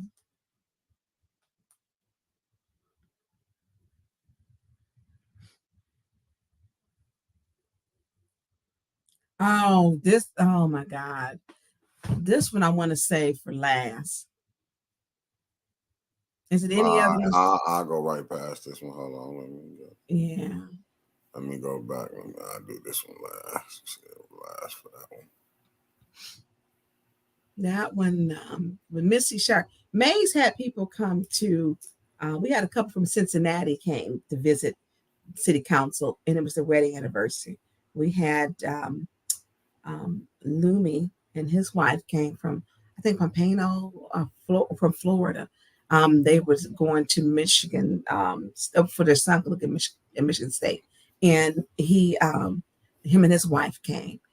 He had Missy Sharp, who lives in D.C. I believe she works for the Pentagon, and she came. She was in Detroit area. She came to see. There are people who would just come to say, I got to see this for myself. This man speaks truth to power. And when you're Black, you're going to at some point be mistreated. That's what we call the system. It will get you. The system. And Mays had no problem. He was, I'm going to speak up. I'm going to speak up. So this one, which I thought was cute, calling heaven to see if Eric Mays made it. Let me tell y'all something. Mays prayed. He prayed on his knees. He did not cheat the Lord. We do not, him, Jerry, I, and Dennis do not pray with Liddell, Judy, or Candace. I will not pray with people whose spirit isn't right. We do not pray with them. You have to be careful with the spirits that you deal with. Mays would pray and get on his knees. And look, y'all, he had good knees. So when I saw this, I'm calling heaven to see if Eric Mays has made it. One thing I want to say, when you are absent, he is absent from this earth. He is absent from his seat, but he is in the presence of the Lord. And I take comfort in that because I know he had a relationship with God. I know that he did. I know that he did. I know. So, Mickey, let's play this one. Hey there, how y'all doing up there? Good. Who is this? Oh, hey, Bathsheba. What you doing? You got through taking a bath. Oh, all right. Y'all about to wrap Black History Month up there, ain't it? Y'all having a program tomorrow. Oh, I know that's gonna be nice. Well, listen, let me speak to Ruth. All right, Bathsheba. Hey, Ruth, how are you? Listen, I was calling to see what in the world y'all doing up there. Did y'all call Eric Mays? Yeah, from Flint. Y'all out of order. Y'all out of order because that man wasn't bothering nobody down here. Yeah. You know we gonna miss him. Now, some folk y'all call we don't even be worried about, but him, we gonna miss him down here. Yes, child. I know Miss Worthen and Miss Hoken wrote her. They glad he gone, but really, y'all could have called them instead of him because he wasn't bothering us so. Y'all out of order. Oh, y'all gonna put him on the Heavenly Council. Well, honey, I'm gonna tell you, he gonna make sure it's right. I tell you that much. Yes. Oh, everybody gonna wear point of order t-shirts tomorrow for the Black History program. Oh, and he gonna be the keynote speaker. Well, I reckon y'all called him up there just in time then. I tell you what, you know, sometimes we don't mind when y'all call some folk, but him, that one there, that hurt us.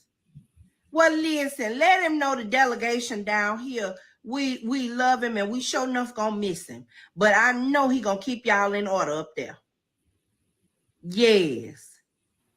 All right, and tell him I said when they go low, I'm gonna keep going lower. All right, Ruth, I'll talk to you later, good. Bye. Man, that was a damn good one. That show you the love that he had. Yes, absolutely. And Mays touch people in their lives differently.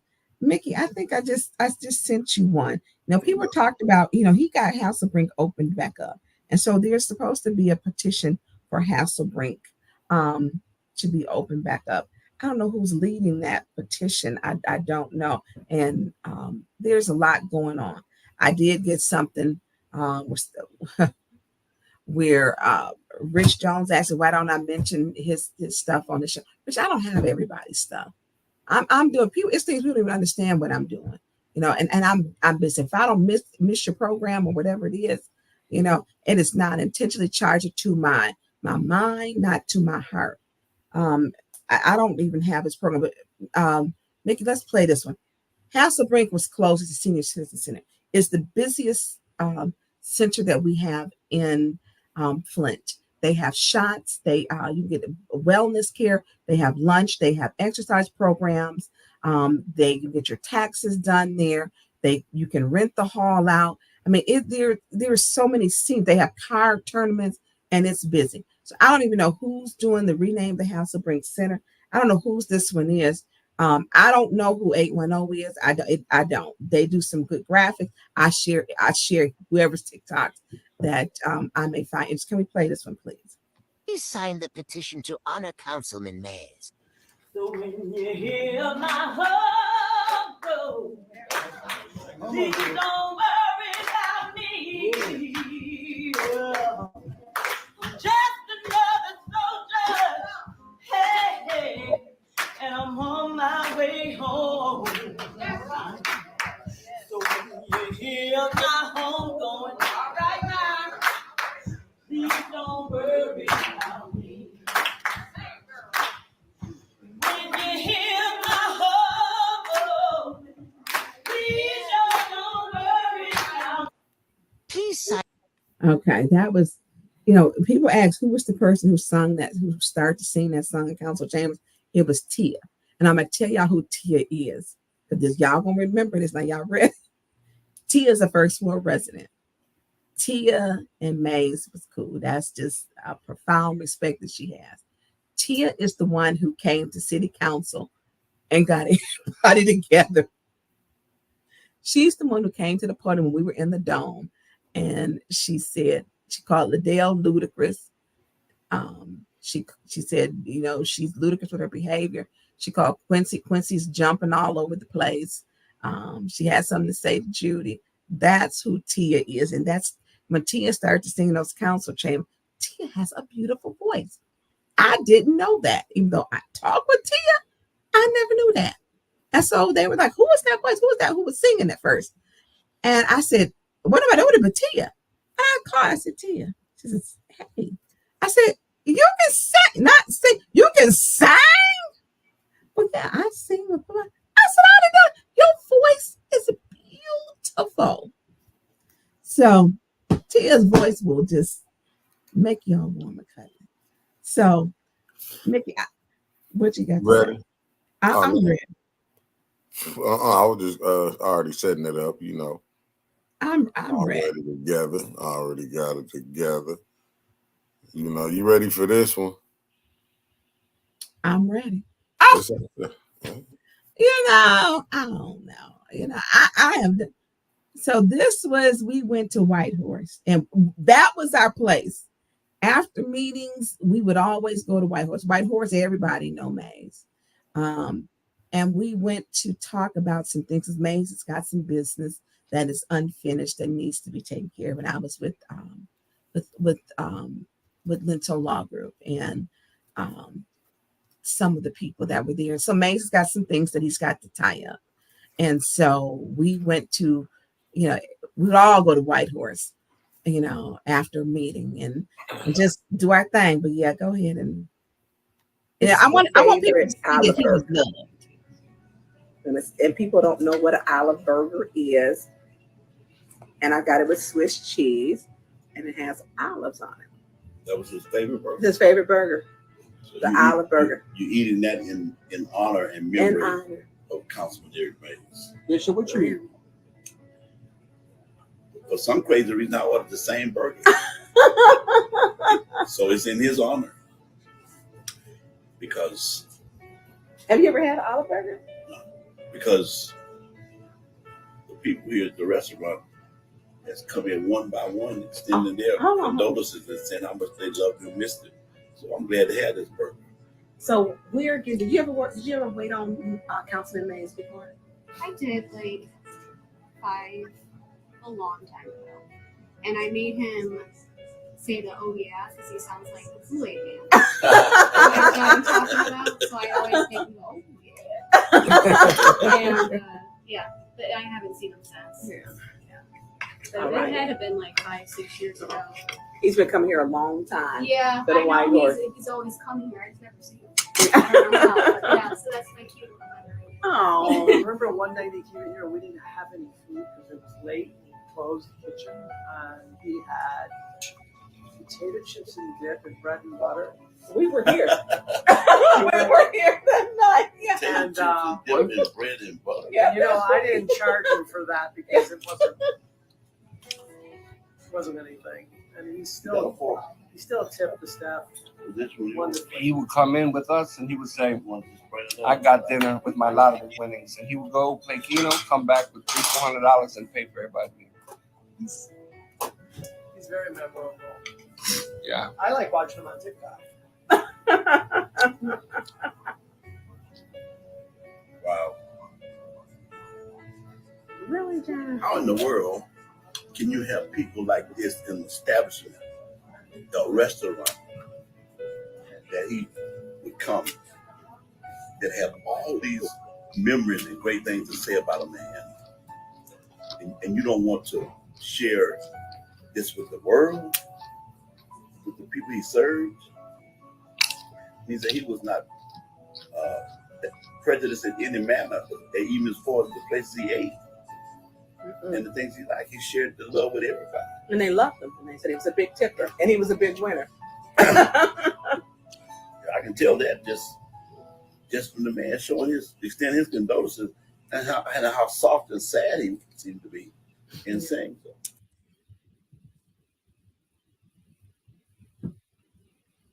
You know, wherever you go, people got a story to tell about Councilman Mays. And they had interaction that was memorable. He cultivated relationships no matter where he went. Some may say he was controversial. Some say he enlightened them. Many say he woke them up to politics and government. But whatever he was to everybody, he was something. Mickey, can we play the next video? I know we almost done. You on a timeline, Mickey? I mean, no, you got the last one. I got to be nowhere for another 30 minutes.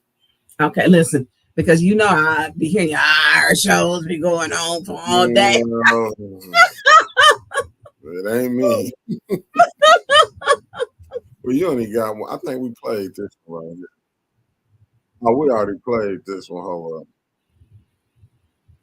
You already did that one. Hold up. This the one you didn't play. Let me go back to this one. We did that one. This the one you ain't played. You said for the last one. Let's before we do anything, we'll start to wrap up. Let's put up first a picture of the back of his seat, the wreath, and the front where they have his picture. Where they're going to be, it'll be done. She is the city clerk Davina has ordered to get that done. Some items to do it, and along with this door. So can we show us the door wreath? Yeah, okay. Oh, you talking about this one right here? Let me put it up here. Let me get it up here for you. You ain't talking about this one, is you? That's one of them, and you can cycle through. So as you see, the front of his desk, where he sits, that's his door wreath.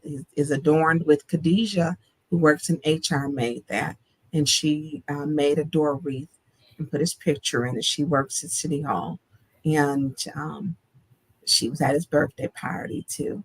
And I call her Candy, and my daughter, I know her mom, Elea, and my daughter was in her wedding actually. Was her flower girl. Now my daughter 33, and she made the wreath and they hung it on his door. So Councilman Mays was loved by people. He was loved. Then also let's filter through to the next one, which would be his desk.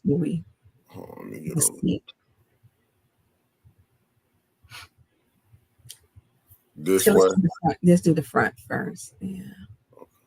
Oh, hold on, let me go back. There goes Hottie Mays. Right here. That one. And it was very surreal when I went in there. I forgot what I had to. I went in there and I saw it, and we have got to get him a wreath in front of to be right there. It was one of the hardest things to realize that I won't hear that raspy voice anymore. It was not easy. It wasn't easy. So I was there yesterday, and I didn't look behind that day when I was there, but yesterday I looked behind the seat and I didn't see. There was a respect to the space. Can you now show the back of it? Got you.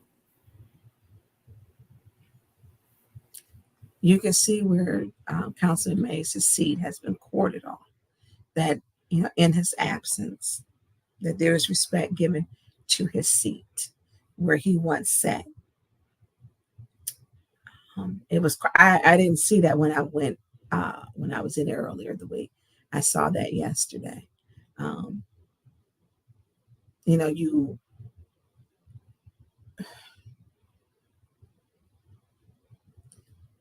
he meant a lot to a lot of people, even young people. The hardest thing to do is to take someone who is an older person and be able to resonate and have a common interest. He was able to even pull in young people. So it's hard when you seem to see last night, and it was difficult. I hadn't seen that part. You know, he won't be there ever again.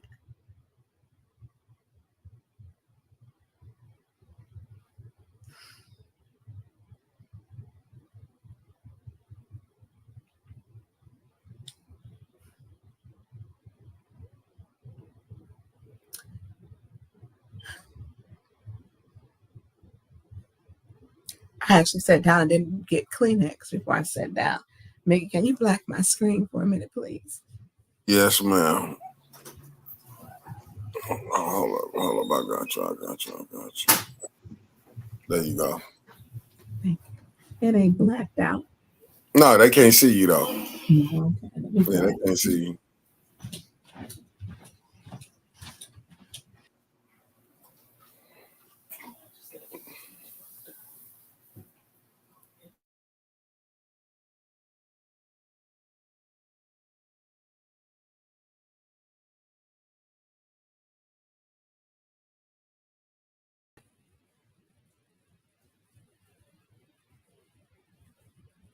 Here, put it back up. I'm good.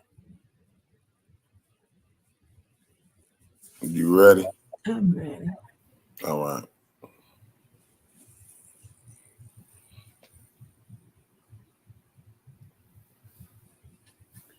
So it was tough to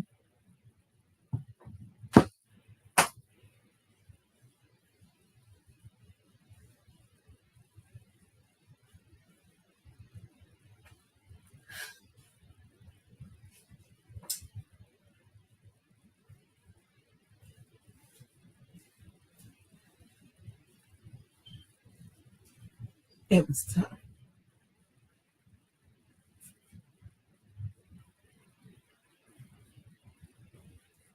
Because he wasn't just, I didn't know him just for counsel. I knew Mays way before the end. Way before the end. Yeah, he would call me and say, hey, I need a ride. Where you at? You know, and I would give him one. Because we look out for those who are in our community. Because he had a relationship with everyone. Each person's story is so unique to hear. And I'm going to forever miss him. But listen, and thanks to TikTok, we all got memories that will last a lifetime. And your favorite TikToks, you know, and if people can inbox me and send me your favorite TikTok of Councilman Mays, because it's so many. It's so many. We'll never have another Councilman Mays. The world, you know, people have been calling from all over. He went down to help Congressman Sheila Jackson Lee in Houston. She was running, she's in Congress, Congresswoman Sheila Jackson Lee. Mays would go wherever the call. He always answered the call. His final call was the day where he took his last breath. He answered the call. You always miss someone, but I can take comfort knowing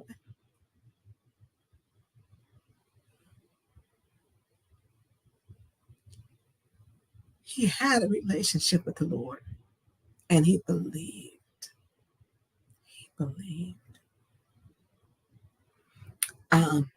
We're going to end with Mickey, the Missy Sharp's video. I got you. And Missy Sharp lives in D.C. Missy Sharp would watch city council for years. I never knew who she was. And she would be in the comments and she would make her views and she would be on Paul's feed. And I remember seeing Missy Sharp's because I would always watch. I would watch.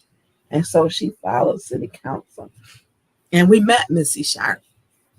And she came down, but as many others did too, along with Lumi and I forget the couple's name who was married and other people. And he inspired young no bullshit. What Mickey? What does that text me something? Yeah, we're not letting him take. I'm not doing that. I'll deal with him after. I'm not even dealing with him.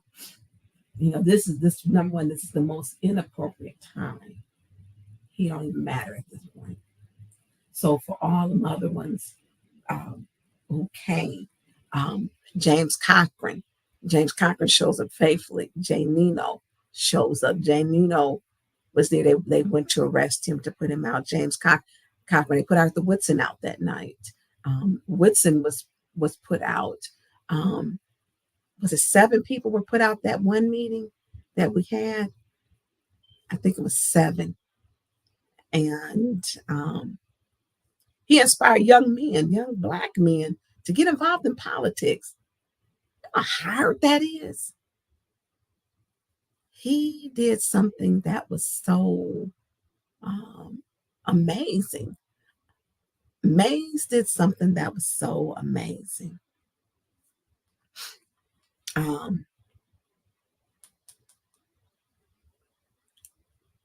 And I appreciated how he was able to bring the young folks in. So, Mickey, are you back with me? Yeah, I'm right here. And we'll deal with that when we are. So, when I saw this one, because I know Missy Sharp had come here to see him, and and I knew the relationship, and he had a relationship with everybody. I get people who check and ask. Me and Jerry Winfrey Carter doing every day, and let me tell you, we appreciate it. We appreciate it. I appreciate you checking on us. As we honor, his wishes for his family. So this is going to be, I'm gonna set it up. This was the last council meeting, December the 20th, where Councilman Mays was in his seat. They passed the resolution that I shared at the beginning to remove him. They shared the resolution that was just not truthful. It wasn't truthful. And they passed it. 5 people voted and passed it. These are the same 5 people who didn't mind voting on the lie. They voted to censure me that I had said, called her Liddell Lewis a wench. Never did it. Never did. Did I call her not a nice person? I know you get censored for saying you're not a nice person. She's not. She said I called her a nasty woman. I absolutely did. She was sharing things and items with the woman who called my daughter a monkey. She's not. She sent the fake post to the concerned pastors. She made a fake post and sent it to the concerned pastors and said I had created something when in fact she lied. She lied. It didn't happen. It didn't happen. So when I watched this one, Missy Sharp made this one, and there's many more. And I want y'all send me your favorite Councilman Mays TikTok, YouTube, if it's broken down, into a shorter clip. But this one, hashtag point of order. Rest in peace, Councilman Mays, February 24, 2024. Mickey, let's play it.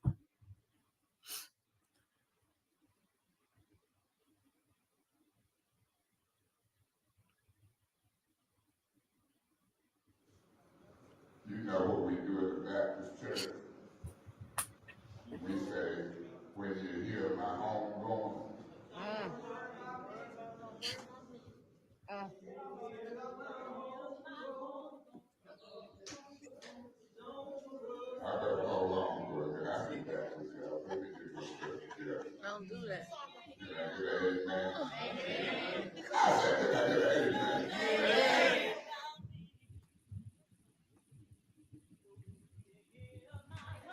let me say this in all sincerity, in all sincerity, with a heavy heart, holding back tears from my eyes.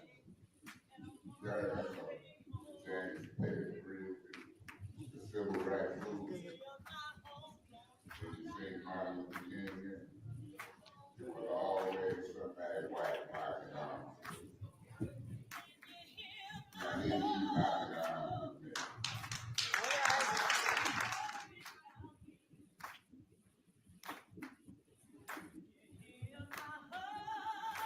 But I'm telling you, that's the only way we're gonna make it anyway.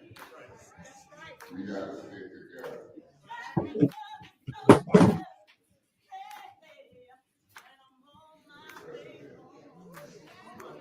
We want to get it to home improvement, small business. They're trying to take me out of the equation on some of the most serious discussions I've had in the 10 years that I've been living.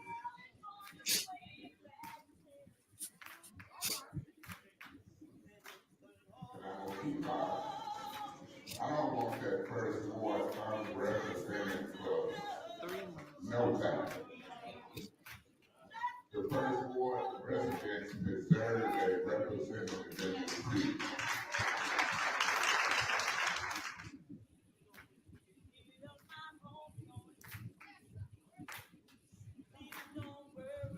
See, I want to make it to heaven. I try my best to tell the truth. People don't like my style, how I talk, my delivery, but you ain't catching me in half truth and lies.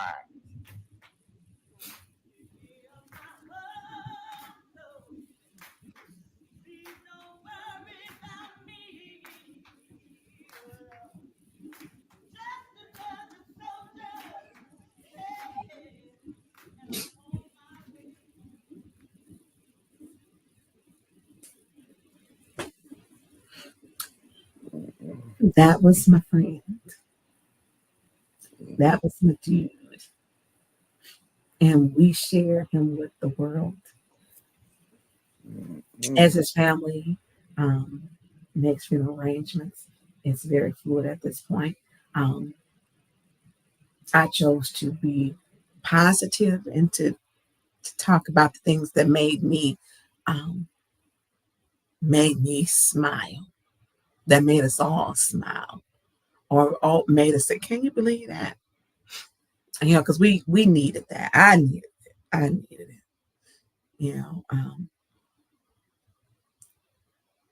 I do want to close with, this is his time for us to mourn, everyone to mourn and to grieve him. If your agenda is anything other than that, other than coming together, I'm not interested. I'm simply not interested. We have to make space. People grieve differently. And that's just the way it is. People grieve differently. You know, you cannot have an expectation of someone because you're not them. We share Maze with the world. I mean, them TikToks, he went viral for a reason. He was able to connect. He inspired young Black men to get involved. That's the hard thing to do. I'll be forever grateful for him and him having children sit in his seat to show them this could be you. This could be the start of you doing something great. That if I did it, you can do it. He was my friend. He was my buddy. And I'm going to forever miss him. There is a candlelight vigil. I hope that everyone can come together in our community. And I'm going to honor him. But when I get off the phone, I'm going to get somebody to business. Or when I get off of this is not the time for us. This was my podcast for Maze. What I'm not going to do, and I'm going to let everybody know, I'm not going to do no garbage. I'm not going to do it. This is about Councilman Maze. And if you have anything less than that on my platform, I have nothing for you. This is his time. If you want to do something on yours, if you want to share, It's the appropriate time and place. Everybody is going to have their May's memory and grieve differently. This is what I wanted to share with everybody. This is what I wanted to share. This is what I wanted to share. This was mine. It's what I want to share. I don't owe anybody anything. And when Councilman Mays left this earth, he didn't. He didn't. He has some true friends that have been coming out. One of the funniest ones was Mr. Drysdale. And they call, okay, his name is not, Mays called him Drysdale. Mays would call people different names. His name's Daryl. And y'all, they can also call him Dirty. Dirty want to speak at the funeral. If he speaks at the funeral, which he has requested, and like I say, he's still making funeral arrangements. Listen, y'all gonna get an earful because them two was about it. Those two were about it.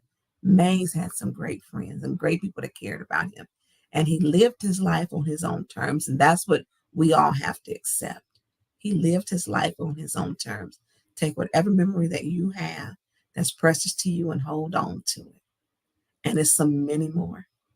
Mickey, we're going to log out. I want to tell everybody thank you for taking the time to spend with me and Mickey today. With me, some of my favorite memories were of him because he was special. He was a special guy. You know, click, like, share, subscribe. You want to donate, I'm able to say these things on this platform because this is an independent place to where we can voice our opinions and our views and share. And in order for to keep the doors open, you know, if you would donate, you know, Cash App, it's $810 News Media Group. You know, it's just the basic. We're able to do this because there was a need for a news group. Councilman May saw the need in that. He saw the need in that. He used platforms. How do we get the truth out? We have to create our own platform, our own narrative. And that's what he did. That's what he did. So join everyone tonight at 6 o'clock in front of City Hall, be a candlelight vigil. His DJ What Up Doe will be there, handling everything. And it's about him. Dress warm, it's outdoors. We are in Michigan. Mickey, I'm going to tell you, thank you for, filtering through, making sure you help this show, Talking with Tonya, flow effortlessly, making sure that, it was a good show. Making sure I laughed and saying, hey, I watched this beforehand because he was a remarkable man. Right. No doubt. So my favorite, I don't even know my favorite term is, a phrase is with him. But when you go low, I go lower. Right. And me and him were iron. I'd be like, I go to the gutter. Sometimes you got to go there with him. So I want everybody to enjoy their Saturday. And thank you for tuning in and for watching. And let me share some of my favorite memories of the great Councilman Mays. And I'm going to end it with point of order. Peace.